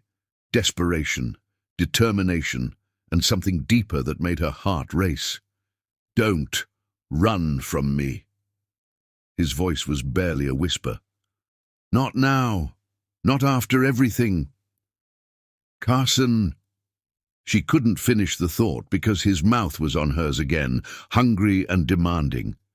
Her back hit the elevator wall as he pressed against her, his body hard and familiar. The doors slid shut, giving them a moment of privacy in the suspended glass box. His hands found the buttons of her silk blouse, revealing inch after inch of skin that his lips immediately claimed. She gasped as he found that sensitive spot beneath her ear, her fingers clutching his shoulders for support. "I love you," he breathed against her throat. "Only you. Always you." The elevator dinged, forcing them apart. They stood breathing heavily, staring at each other as the doors opened onto the private garage level. His normally perfect hair was mussed where she'd run her fingers through it. Her blouse was half unbuttoned, revealing the black lace beneath. "Come home with me," he said roughly. "Let me prove how much you mean to me." A throat cleared again. This time it was Marcus, looking studiously at his shoes. "Sir, Miss Henson's car has been replaced with a secure vehicle, but there's something else you need to see." They followed him to a sleek black SUV, where Victoria Boyd waited, elegant as ever in Chanel tweed. Her expression was grave. "Get in," she commanded. "Both of you. What I have to tell you can't be overheard." The car's interior was like a mobile office, complete with privacy screens and sound dampening. Victoria waited until they were moving before speaking. 20 years ago, she began, I made a terrible mistake. I chose to believe my son over my conscience. I watched him destroy good people, including your father, Taraji, and I did nothing." Taraji's hand found Carson's, squeezing tight. Victoria continued, her voice heavy with regret. "But I've been gathering evidence. Years of documentation, witness statements, proof of everything James has done. I was waiting for the right moment, for someone strong enough to stand against him." She handed Carson a thick envelope. "This goes beyond money laundering. There's murder, blackmail, corruption at the highest levels. Phoenix isn't really pregnant. She's being blackmailed. James has something on her family, something devastating enough to make her play along. Why now?" Taraji's voice was barely a whisper. "Why tell us this?" Victoria's pale eyes fixed on their joined hands. "Because I see how my grandson looks at you, the same way his grandfather looked at me, before ambition and greed destroyed him. I won't watch another generation of Boyds lose their soul to power. A phone buzzed. Carson's private line. The caller ID showed his father's name. "Put it on speaker," Victoria commanded. James Boyd's voice filled the car, smooth as aged scotch and twice as dangerous. "I trust you got my message this morning? The brake lines were just a warning, son.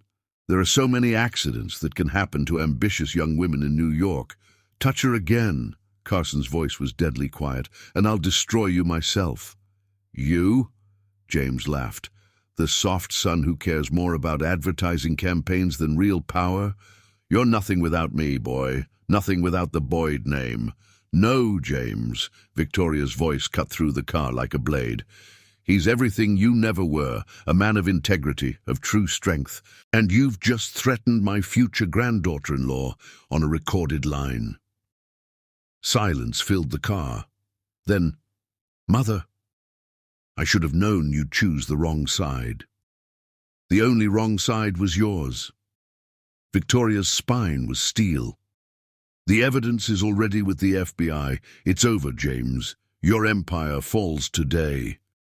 The call ended abruptly. Carson pulled Taraji closer, pressing a kiss to her temple. "Are you okay? Granddaughter-in-law?" She managed a shaky laugh.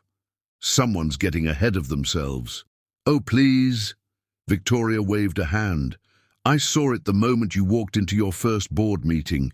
You remind me of myself at your age, brilliant, fearless, unwilling to let men define your worth. But you're stronger than I was, strong enough to help Carson rebuild something better from the ashes of his father's sins." The car stopped outside Carson's penthouse. Victoria's expression softened as she looked at them. "Go up," she said. "Stay safe. I'll handle the press conference in Phoenix. By morning, the world will know the truth about James Boyd." In the private elevator, Carson pulled Taraji into his arms again. This time their kiss was slower, deeper, full of promises and possibilities. "Marry me," he whispered against her lips. She pulled back, startled. "What?" "Marry me." His eyes burned with intensity. "Not because my grandmother assumed, not because of the scandal or the danger. Marry me because I love you more than anything in this world, because you make me want to be better, to build something worthy of you." Tears spilled down her cheeks. "Carson, say yes." His thumbs brushed away her tears. "Say you'll build a new legacy with me, one based on truth and love instead of power and fear." The elevator doors opened onto his penthouse, but neither of them moved. In that suspended moment, Taraji looked at the man before her, the man who'd chosen love over empire, truth over power, her over everything he'd been raised to value. "Yes," she whispered, and felt his heart jump beneath her palms. "Yes, I'll marry you." His kiss was joyful, passionate, full of promise for their future. They stumbled into the penthouse, leaving a trail of clothing in their wake. His hands and lips mapped every inch of her skin, as if memorizing her, worshipping her, claiming her as his own. Later, tangled in his sheets, her head on his chest and his fingers tracing patterns on her bare shoulder, they watched the city lights flicker beyond the windows. Tomorrow would bring chaos, press conferences and federal investigations, family drama and corporate upheaval. But tonight belonged to them, to love, to truth, to the future they would build together from the ashes of the past. Carson's phone buzzed one last time, a text from Skylar. "Phoenix confessed everything. James is on the run. You two better name your first daughter after me." They laughed together, safe in their bubble of happiness.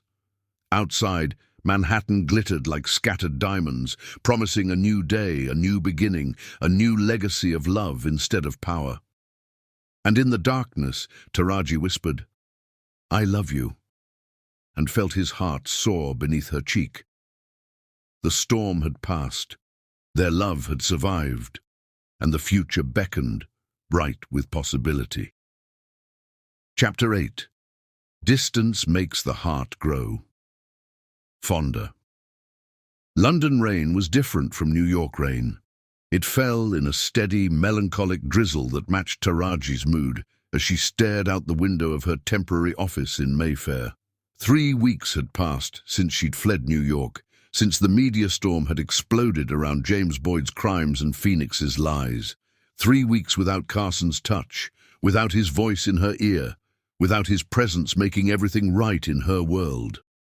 The engagement ring on her finger caught the grey London light, sending prismatic reflections dancing across her desk.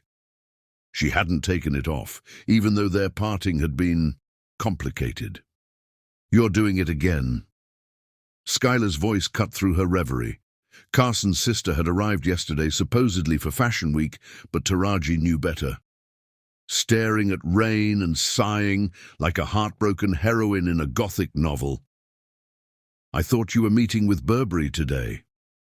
Taraji turned from the window, taking in Skylar's perfectly curated vintage outfit. "Already done. They're desperate to have me design a collection." Skylar dropped gracefully onto the office's leather sofa. "But we need to talk about why you really ran away to London." "I didn't run away." The protest sounded weak even to her own ears. Stella's London office needed restructuring after everything with James came out. "Bullshit." Skylar's expression was uncommonly serious. "You ran because you're scared, because Carson loves you so much it terrifies you." The truth of the words hit like a physical blow. Taraji sank into her chair, the weight of unsaid things pressing down on her chest. "He proposed in the middle of a crisis," she said softly, "while his father was threatening my life, while his ex was claiming to be pregnant with his child. How can I trust that it was real and not just reactive?" "Oh, honey." Skylar moved to perch on her desk.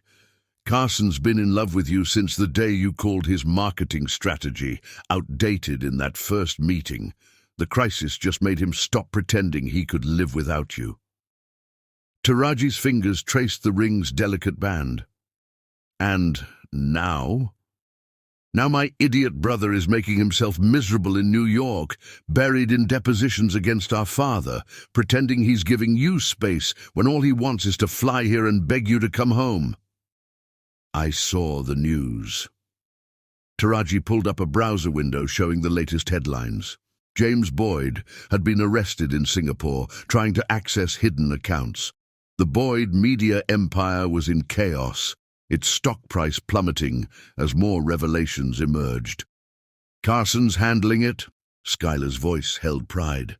"He's restructuring everything, making it legitimate. Victoria's helping, calling in favors from every society maven and business titan she knows.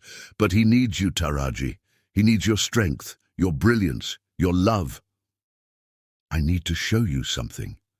Taraji opened her desk drawer, pulling out a manila envelope.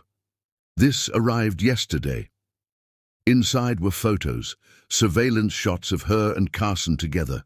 At dinner, in his car, entering his building. Their most intimate moments turned into weapons by James Boyd's private investigators. "These mean nothing now." Skylar pushed them away. "James is in custody. Phoenix admitted to everything. It's over." "Is it?" Taraji stood, pacing the luxurious office. "Every time I close my eyes, I see those cut brake lines. Every time my phone rings, I expect more threats. I love him so much it physically hurts, Skylar, but I'm terrified that loving him will destroy us both. That's exactly what James wants."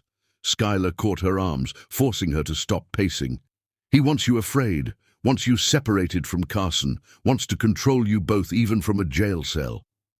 Before Taraji could respond, her phone buzzed. Her heart stopped at the caller ID.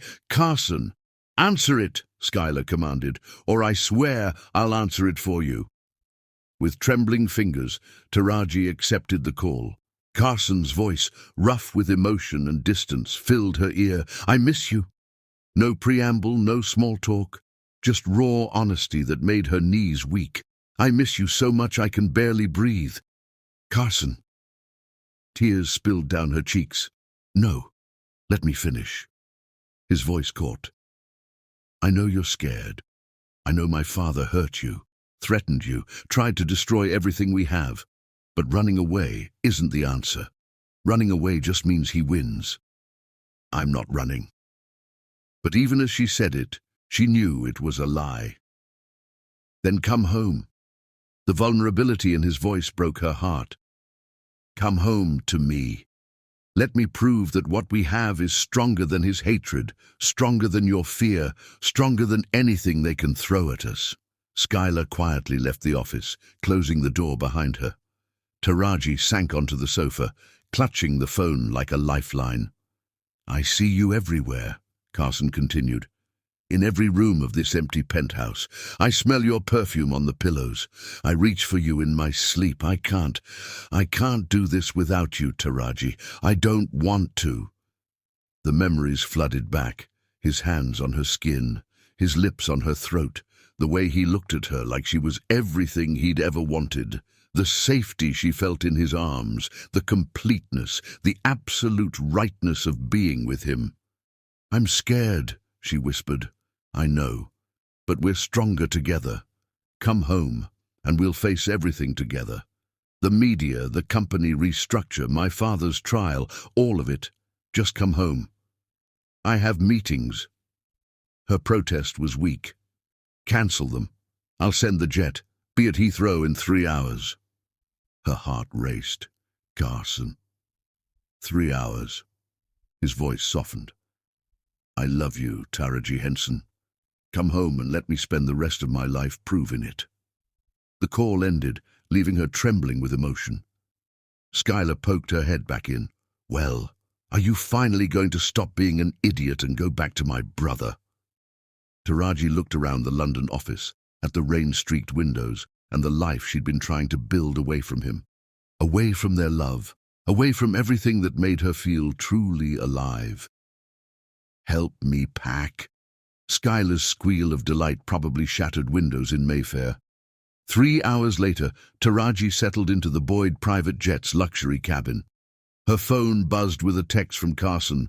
"I'll be waiting at Teterboro. I love you." The words blurred through her tears as the jet took off into the grey London sky. She was going home. Home to his arms, his love, his strength. Home to face whatever came next, together. Skylar, curled up in the opposite seat with a fashion magazine, smiled knowingly. He probably hasn't slept in weeks. Or eaten properly. He's absolutely useless without you, you know? "I know." Taraji touched her engagement ring. "I'm useless without him too." The flight passed in a blur of anxiety and anticipation. Every mile brought her closer to him, closer to everything she'd been running from. But this time, she wasn't running away. This time, she was running toward something, toward love, toward truth, toward the future they would build together. The New York skyline appeared through the clouds, familiar and beautiful and home.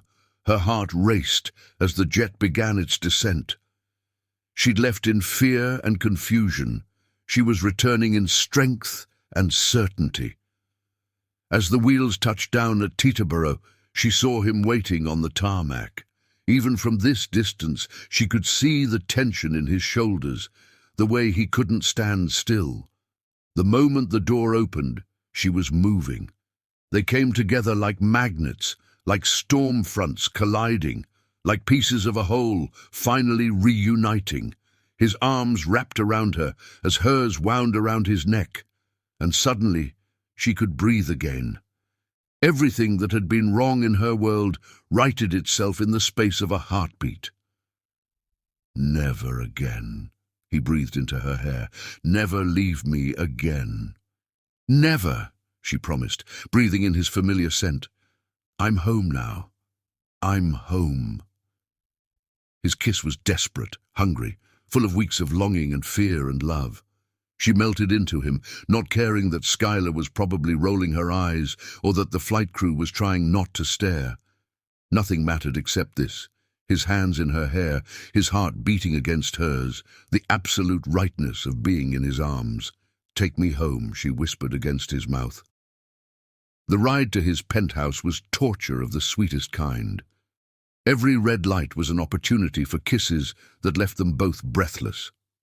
His hands couldn't stay still, touching her face, her hands, her thigh, as if reassuring himself she was really there. Inside the penthouse, they came together with desperate need. Clothing fell away under urgent hands as they relearned each other's bodies. He laid her on their bed, and it was theirs now, had been since that first night. Like she was precious, like she was everything. "I love you," he breathed against her skin. "God, I love you so much." Later, tangled in sheets and afterglow, she traced the shadows under his eyes. "I'm sorry I ran. No more apologies." He caught her hand, pressing a kiss to her palm. "We're together now. Everything else is just details." Outside, New York City glittered in the darkness, familiar and beautiful and home. Tomorrow would bring challenges, media attention, corporate restructuring, family drama. But tonight was theirs. Tonight was for reunion, for healing, for coming home to each other's arms where they both belonged. And in the darkness, Taraji finally let go of her fear. Let herself believe in the future they would build together. Let herself trust in the love that had brought her home. Chapter 9. Reconciliation in the Rain. London's rain-slicked streets reflected the city lights like scattered diamonds as Carson's car wound through Mayfair. The Boyd family's London townhouse loomed ahead, its Georgian facade a testament to generations of power and privilege. But Carson barely noticed the architectural grandeur. His eyes were fixed on the light in a third-floor window where he knew Taraji was working late. 3 weeks without her had been torture, 3 weeks of empty beds and hollow victories as he'd restructured the company in the wake of his father's arrest. 3 weeks of loving her from an ocean away, respecting her need for space while his heart screamed for her. "Sir!" His driver's voice broke through his reverie. "We've arrived." Carson stepped out into the drizzle, not bothering with an umbrella. The townhouse's security system recognized him instantly, allowing him access to the private elevator. His heart pounded harder with each floor he ascended. The elevator opened directly into Taraji's temporary office suite. She stood at the window, silhouetted against the city lights, more beautiful than his memory had managed to capture. At the sound of his arrival, she turned. "Carson." Her voice was barely a whisper. "What are you doing here?" "I couldn't stay away." He crossed the room in long strides. "I tried. God knows I tried to give you the space you needed, but I can't sleep, can't think, can't breathe without you." She backed away, bumping into her desk. "You shouldn't have come. The media, to hell with the media." His hands found her face, thumbs brushing her cheekbones. "To hell with everything except us." The kiss was inevitable, passionate, full of weeks of longing and unspoken words. She melted into him with a soft sound that made his blood burn, her fingers clutching his rain-dampened jacket. He tasted salt on her lips and realized she was crying. "Don't cry," he breathed against her mouth. "Please don't cry. I missed you so much." Her voice broke on the words. "Every day, every hour, every minute, but I was so scared." "Of what?" He pulled back just enough to look into her eyes. "Of me? Of us? Of losing you?" She pressed her forehead to his chest, breathing in his familiar scent. "Of loving you so much that losing you would destroy me." "Never." He tilted her face up to his. "You'll never lose me. I love you, Taraji Henson, more than empire, more than legacy, more than life itself." This time when he kissed her, it was slower, deeper, full of promises and possibilities. Her hands slid inside his jacket, seeking his warmth, his strength, his steadfast heart beating for her.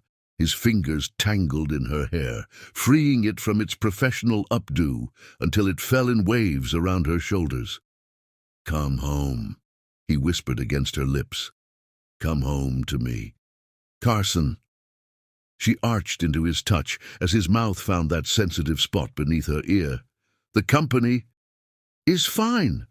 He traced kisses down her throat. "Victoria's handling everything.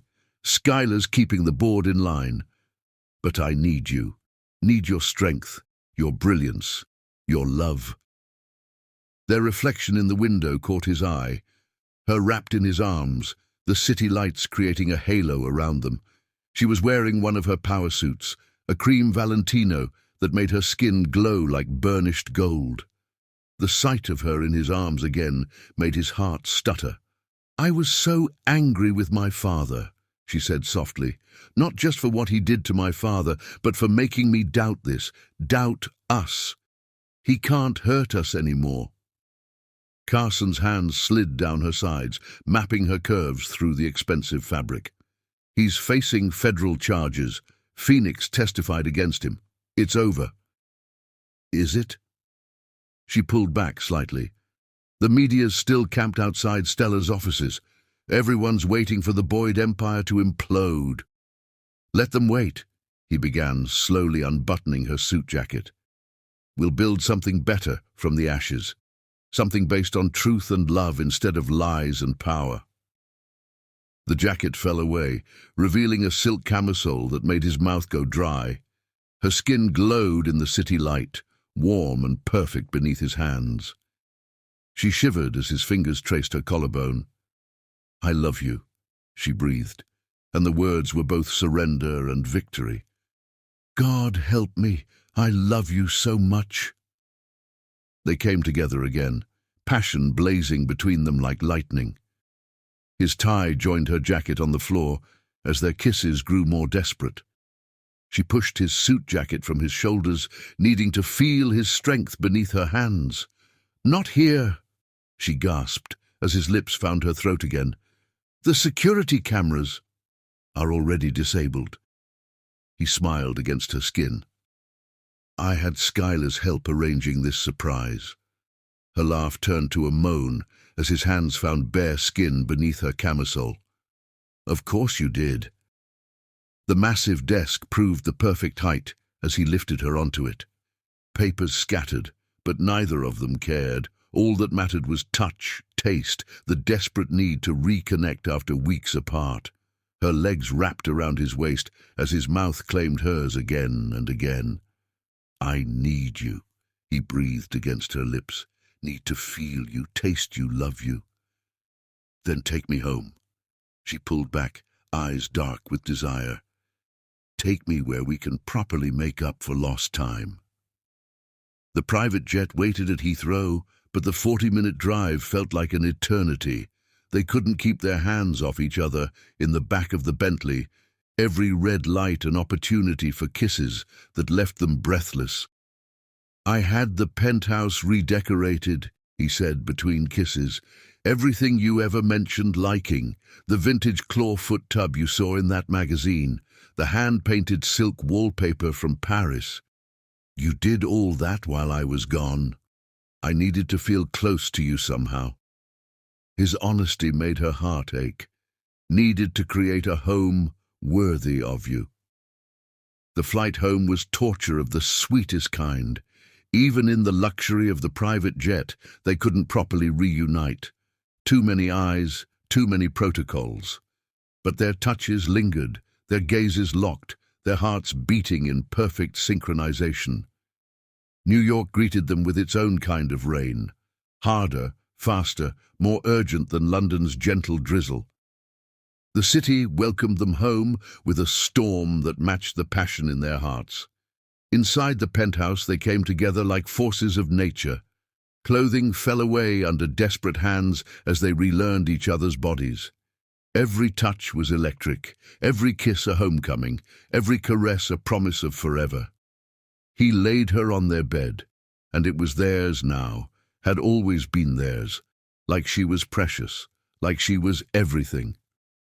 The storm raged outside their windows as they moved together, finding that perfect rhythm they'd been missing for weeks. "Never leave again," he breathed against her skin. "Never doubt us again." "Never," she promised, arching beneath his touch. "I'm yours, always yours."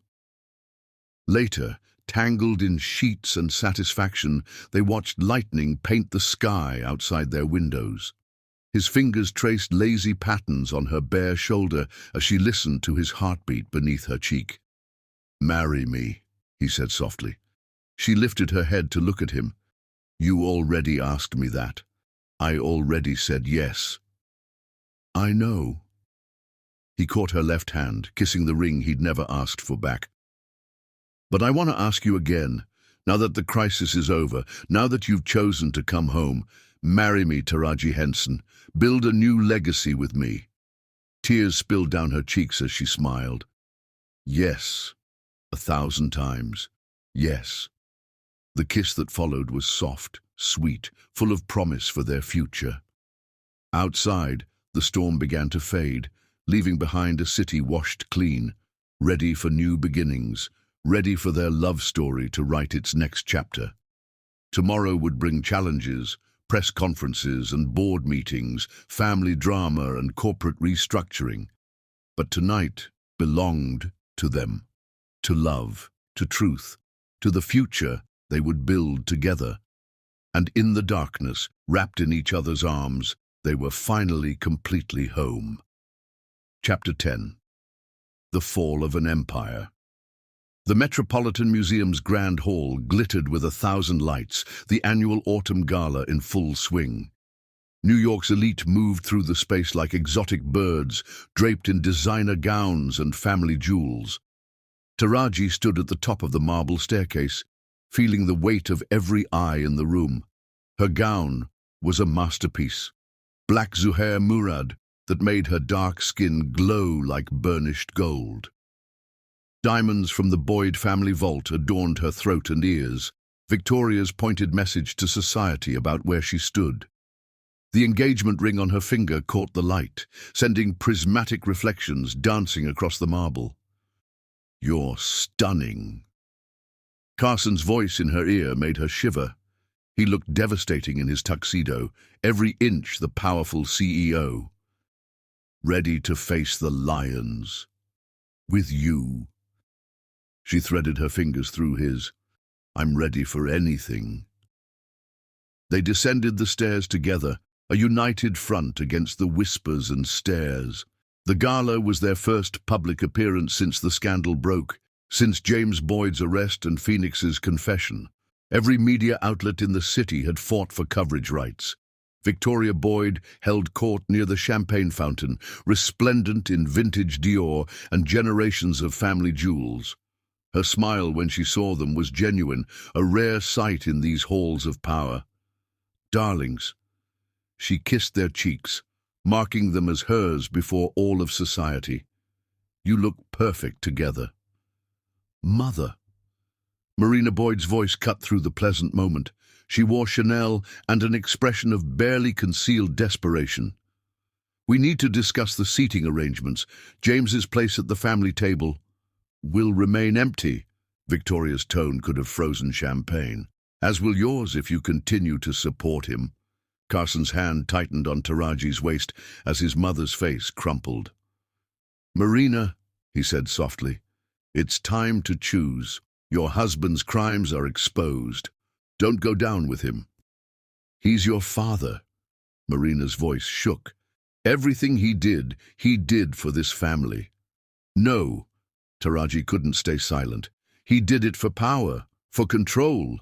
He destroyed lives, including my father's, to build his empire on lies." The arrival of Skylar, dramatic in vintage Alexander McQueen, prevented Marina's response. "Phoenix is here," she announced without preamble, "and she's drunk." Carson tensed beside Taraji. "Where?" "Heading this way." Skylar positioned herself between them and the approaching blonde, with press in tow. Phoenix DuPont had traded her usual sophisticated style for something more desperate, a dress too tight, too revealing, too obvious in its attempt to reclaim attention. Her makeup couldn't quite hide the shadows under her eyes. "Carson," her voice carried across the marble floor. "We need to talk about the baby." The nearby conversations hushed. Cameras appeared like magic as reporters sensed a story. Carson stepped forward, but Taraji caught his arm. "No," she said softly. "Let me." She approached Phoenix with the confidence of a woman who knew her worth. "There is no baby, Phoenix. The hospital records proved that weeks ago." "You don't understand," Phoenix swayed slightly. "James made me do it. He had evidence about my father's companies, about the offshore accounts."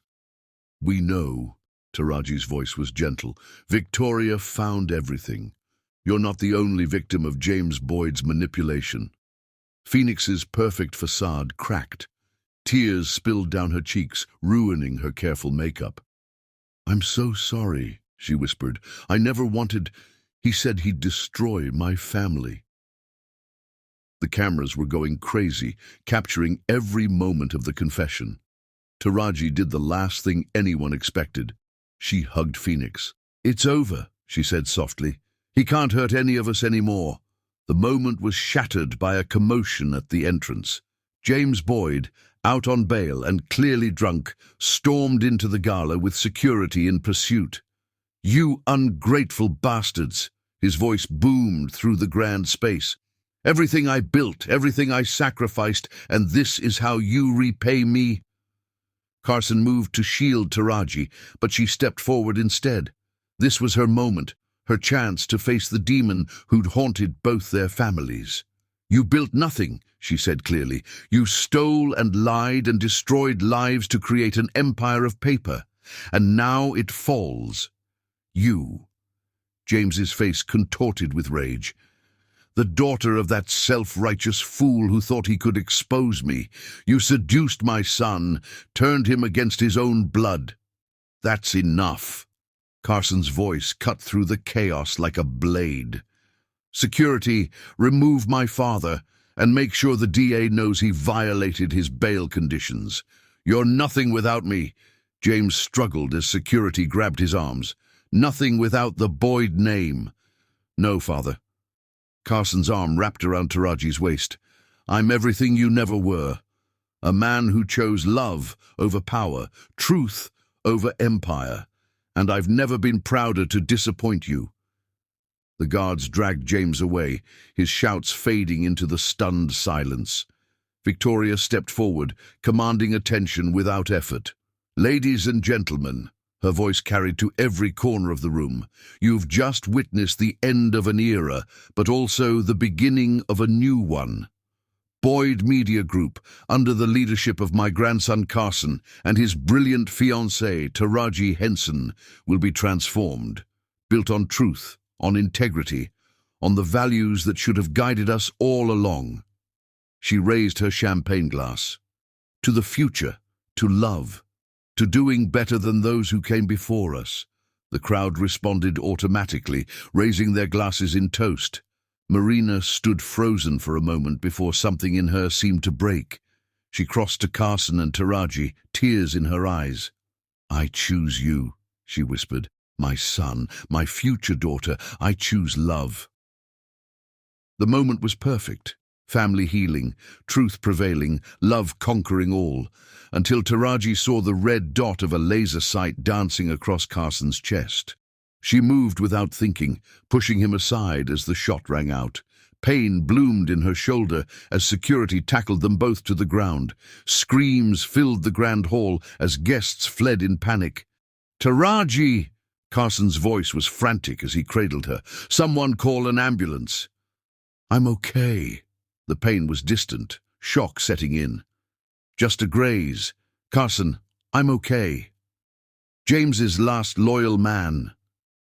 Victoria's voice was grim as security reported the shooter's capture. His private investigator, trying one last time to protect his employer's secrets. The next hours passed in a blur of ambulances and hospital rooms, police statements and worried family. The bullet had indeed just grazed her shoulder, requiring only minor surgery to clean and close the wound. Carson never left her side, his face tight with worry and love. When they were finally alone in her private room, he gathered her carefully into his arms. "You could have died," he whispered into her hair, "taking a bullet meant for me. I love you." She pressed closer, ignoring the twinge in her shoulder. "I'll always protect you." just like you protect me." His kiss was gentle but full of passion, full of gratitude for her safety and promises for their future. When he pulled back, his eyes were suspiciously bright. "Marry me," he said. "Not next month, not next week, tomorrow. I don't want to wait another day to make you mine forever." She laughed softly. "I'm pretty sure the hospital won't release me tomorrow." Then, the day after, he kissed her again. "The moment you're cleared, just us, our families, our closest friends. No society circus, no media frenzy, just love." "Yes." She curled into his warmth, feeling safe and cherished and completely at home. The day after tomorrow. Outside her hospital room, New York continued its endless dance of light and shadow. James Boyd sat in a holding cell, his empire crumbling, his legacy in ashes. But from those ashes, something beautiful was rising. A love story strong enough to overcome hatred, truth powerful enough to shatter lies, and a future bright with promise. Carson held Taraji close, listening to her breathing even out as she drifted to sleep. Tomorrow would bring press conferences and police interviews, family drama and corporate restructuring. But tonight was theirs. Tonight was for healing, for loving, for believing in the power of truth and the strength of hearts that choose love over empire, every single time. Chapter 11. Love Conquers All. The Boyd family mansion's gardens bloomed with late autumn roses, their fragrance mixing with morning mist as Taraji walked the winding paths. Her shoulder had healed well in the 2 weeks since the shooting, though Carson still watched her like a hawk for any sign of discomfort. She found him in the conservatory, deep in conversation with her father. The sight still amazed her. Marcus Henson, officially exonerated and compensated for his wrongful imprisonment, discussing business strategy with the man who would soon be his son-in-law. "The restructuring plan is solid," Marcus was saying, his deep voice carrying the authority of hard-won wisdom. "But the European markets need a gentler approach. That's why I want you to handle it." Carson's response made both Taraji and her father freeze. "Boyd Media Europe needs leadership that understands both business and ethics, someone who can rebuild trust." Marcus sat back, studying the younger man. "You want to give control of your European division to the man your father framed?" "I want to give it to the man who never lost his integrity, even when it cost him everything." Carson's eyes found Taraji in the doorway. "The man who raised an extraordinary daughter to be even stronger than he is." She moved to them, drawn by the love and pride in Carson's gaze. He pulled her onto his lap automatically, careful of her healing shoulder. The simple intimacy of the gesture made her heart flutter. "What do you say, Dad?" She smiled at her father. "Ready to show Europe how business should be done?" Marcus's laugh was rich and warm. "Look at you two, tag-teaming me. When's the wedding again?" "Tomorrow." Carson pressed a kiss to Taraji's temple. Not soon enough. They'd kept it small, intimate, immediate family and closest friends only. No media, no society circus, no Boyd family politics. Victoria had surprisingly supported their decision, understanding their need for privacy after everything that had happened. "Speaking of tomorrow," Skylar's voice preceded her into the conservatory, "we need to steal the bride for her final fitting." Taraji started to rise, but Carson's arms tightened around her. 5 more minutes." "No minutes." Skylar grabbed Taraji's hand, pulling her up. "Marina's already at the atelier with the designers, and you know how she gets when kept waiting." The transformation in Carson's mother had been remarkable. Free from James's influence, Marina Boyd had bloomed like the roses in her garden. She'd thrown herself into wedding preparations with unexpected enthusiasm, determined to make up for years of following her husband's cruel agenda. "Go." Carson stole a quick kiss. "I'll see you tonight at the rehearsal dinner." "No, you won't." Skylar smirked. Traditional night before separation, remember? Next time you see her, she'll be walking down the aisle. The reminder made his eyes darken with emotion. He pulled Taraji back for one more kiss, this one deeper, full of promise for their future. "I love you," he breathed against her lips. "I love you too." She touched his face gently. "Try not to reorganize any multinational corporations while I'm gone." His laugh followed them out of the conservatory. Skylar led the way to the waiting car, where Phoenix sat nervously in the back seat. The sight no longer brought pain or anger. Phoenix's testimony had been crucial in James's prosecution, and her genuine remorse had led to an unexpected friendship. She'd asked to be part of the wedding preparations as a way to make amends. "The dress is perfect," Phoenix said as they pulled away from the mansion. "Wait until you see the final alterations." The atelier was a scene of controlled chaos. Marina directed an army of seamstresses, while Victoria observed from her favorite chair, offering occasional commentary. The dress hung like a dream, in white silk and handmade lace. "There's my beautiful bride." Marina kissed Taraji's cheeks. "Come, let's make sure everything is perfect." The next hours passed in a blur of fittings and adjustments, champagne and laughter. Taraji watched these women who had become her family, Marina with her newfound warmth, Victoria with her quiet strength, Skylar with her boundless energy, Phoenix with her determined redemption. "I have something for you." Victoria beckoned her over once she was back in her regular clothes. "A gift, though perhaps that's not quite the right word." She handed Taraji a leather portfolio. Inside were documents, transfer of ownership papers for significant portions of Boyd Media Group. "I don't understand." Taraji looked up in confusion. "You will be equal partners," Victoria said firmly. "You and Carson, building something new together. No more patriarchal empire building, no more choosing power over love." Tears pricked Taraji's eyes. "Victoria, you took a bullet for my grandson." The older woman's voice caught. "You chose love over fear, truth over power. You're exactly what this family needs, what Carson needs. This is my way of ensuring the future I should have fought for years ago." The documents blurred as Taraji began to cry in earnest. Marina wrapped her in a gentle hug, while Skylar pressed a fresh glass of champagne into her hand. "Welcome to the family, darling," Marina whispered. "Properly, officially, equally." The day passed in a whirlwind of final preparations. By the time Taraji returned to her penthouse, her last night there before moving in with Carson permanently, she was emotionally and physically exhausted. Her phone buzzed with a text from Carson, "Missing you already, I love you." She smiled, typing back, "One more night, then forever." A knock at her door surprised her. She opened it to find her father holding 2 cups of coffee and a familiar expression of love and pride. "Thought you might need this." He handed her a cup, "and maybe some father-daughter time before tomorrow." They settled on her balcony, watching the city lights twinkle like stars. The autumn air was crisp but not cold, perfect for their tradition of late-night talks.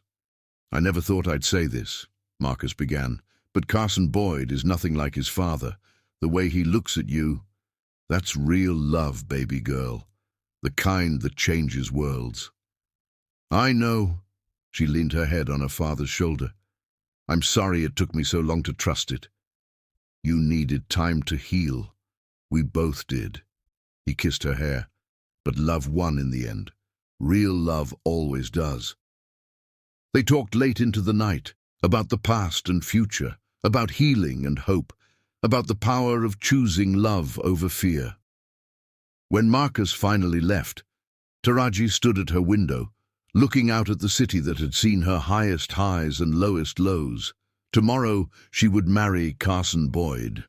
Not because he was rich or powerful, not because of family expectations or social pressure, but because they loved each other with a force strong enough to reshape worlds. Her phone buzzed one last time. Carson again. I can see your lights are still on. Go to sleep, my love.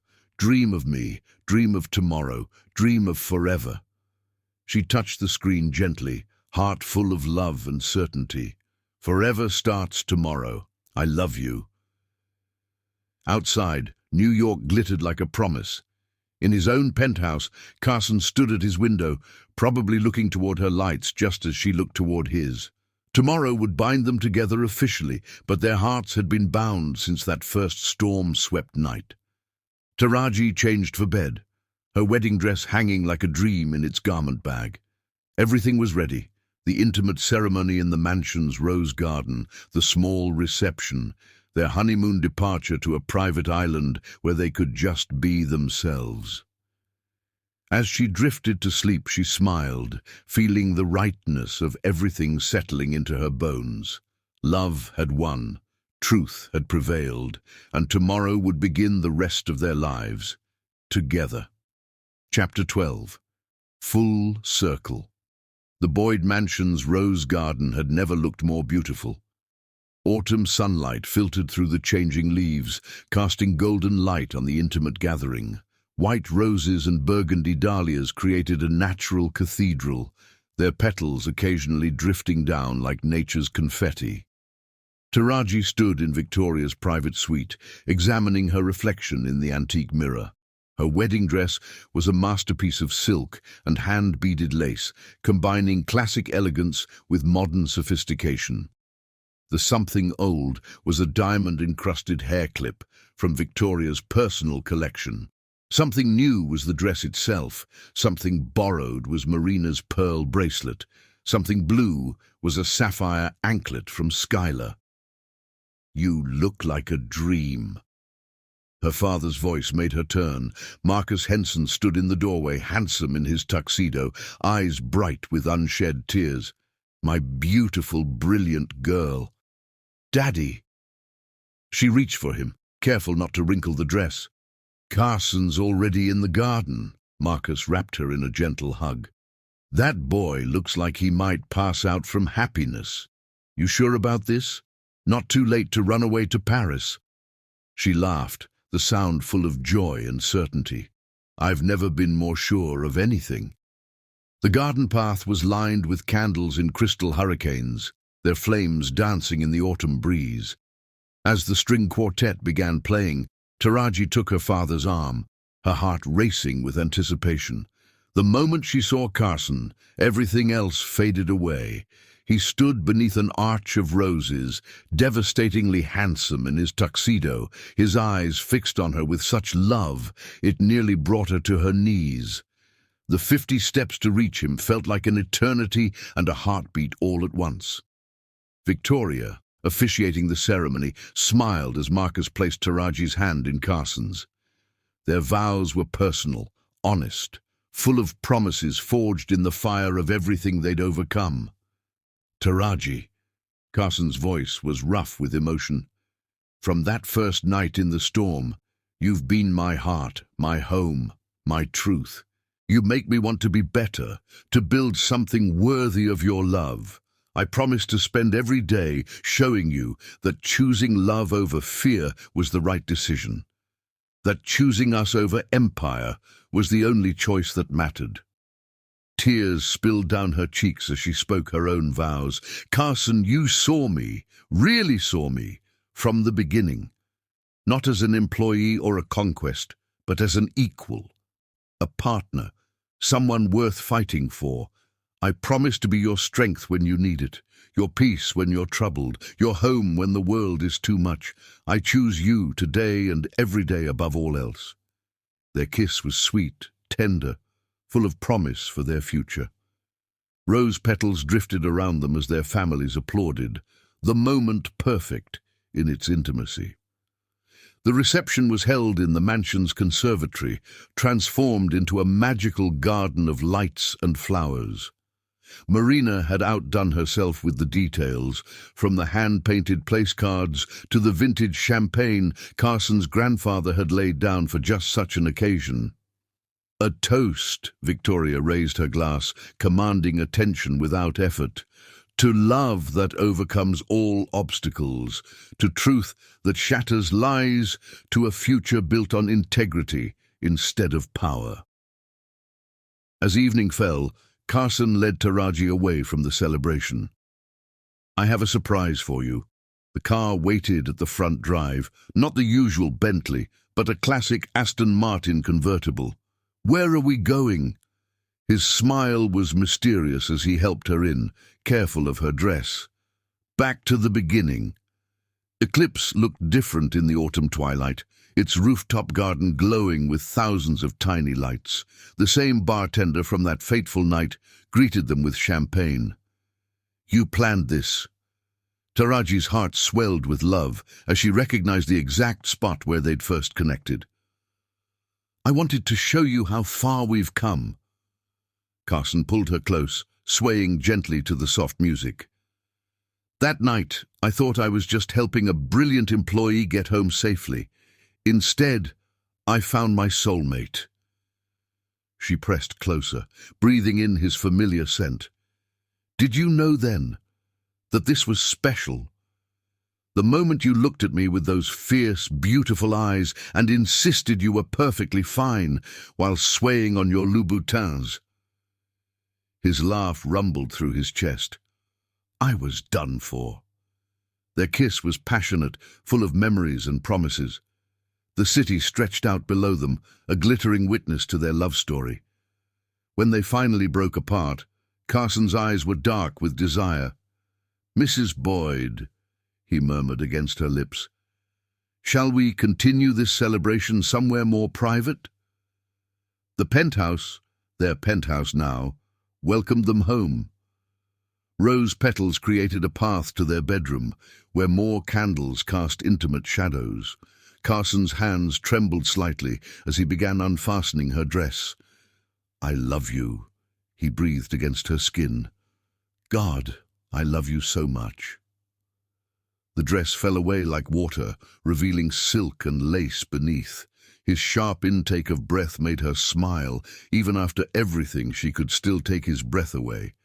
His tuxedo joined her dress on the floor as they came together with passionate tenderness. Their lovemaking was different this time, deeper, richer, full of the knowledge that this was forever. Every touch was a promise, every kiss a vow, every whispered word a declaration of eternal love. Later, wrapped in silk sheets in each other, they watched the city lights twinkle beyond their windows. Carson's fingers traced lazy patterns on her bare shoulder while she listened to his heart beat beneath her cheek. "Happy?" he asked softly. "Completely." She pressed a kiss to his chest. "Though I still can't believe Phoenix caught my bouquet." His laugh vibrated through her. Skylar's face was priceless, though not as priceless as when your father asked her to dinner next week. They'd be good together. Taraji smiled at the thought. Both of them deserve happiness. Speaking of happiness, Carson shifted to look at her properly. "Victoria gave me some interesting news at the reception. Apparently, we're going to need a nursery sooner rather than later."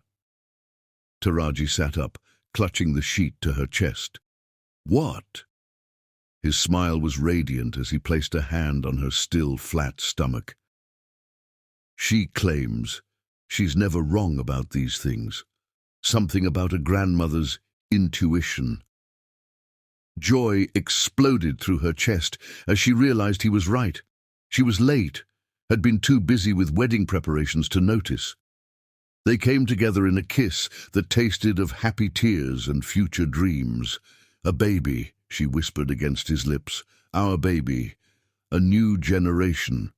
He cradled her face in his hands, born from love instead of obligation, raised with truth instead of manipulation, the start of a new legacy. Outside, autumn wind carried the last rose petals from the garden, making room for new growth, new beginnings. In their bed, Carson and Taraji Boyd held each other close, their hearts beating in perfect synchronization, their love strong enough to overcome any obstacle. The Boyd Empire had fallen, but from its ashes something beautiful had risen.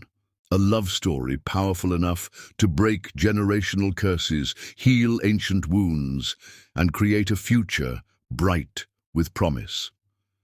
As they drifted to sleep, tangled together in silk sheets and satisfaction, the city continued its endless dance of light and shadow. But in their penthouse high above it all, love had won. Truth had prevailed, and their story was just beginning. Victoria Boyd stood in her garden, watching the last wedding guests depart. She smiled as she touched a perfect white rose, thinking of the great-grandchild already growing beneath Taraji's heart. The Boyd legacy would continue, but not as an empire of fear and power. Instead, it would be an empire of love, of truth, of second chances and happy endings, just as it always should have been. And in their penthouse, Carson and Taraji Boyd slept peacefully in each other's arms, their love strong enough to reshape worlds, their future bright with endless possibilities. Their story had come full circle, ending where it began, with a storm, with passion, with two hearts finding their perfect match. But this was not truly an ending. It was just the beginning.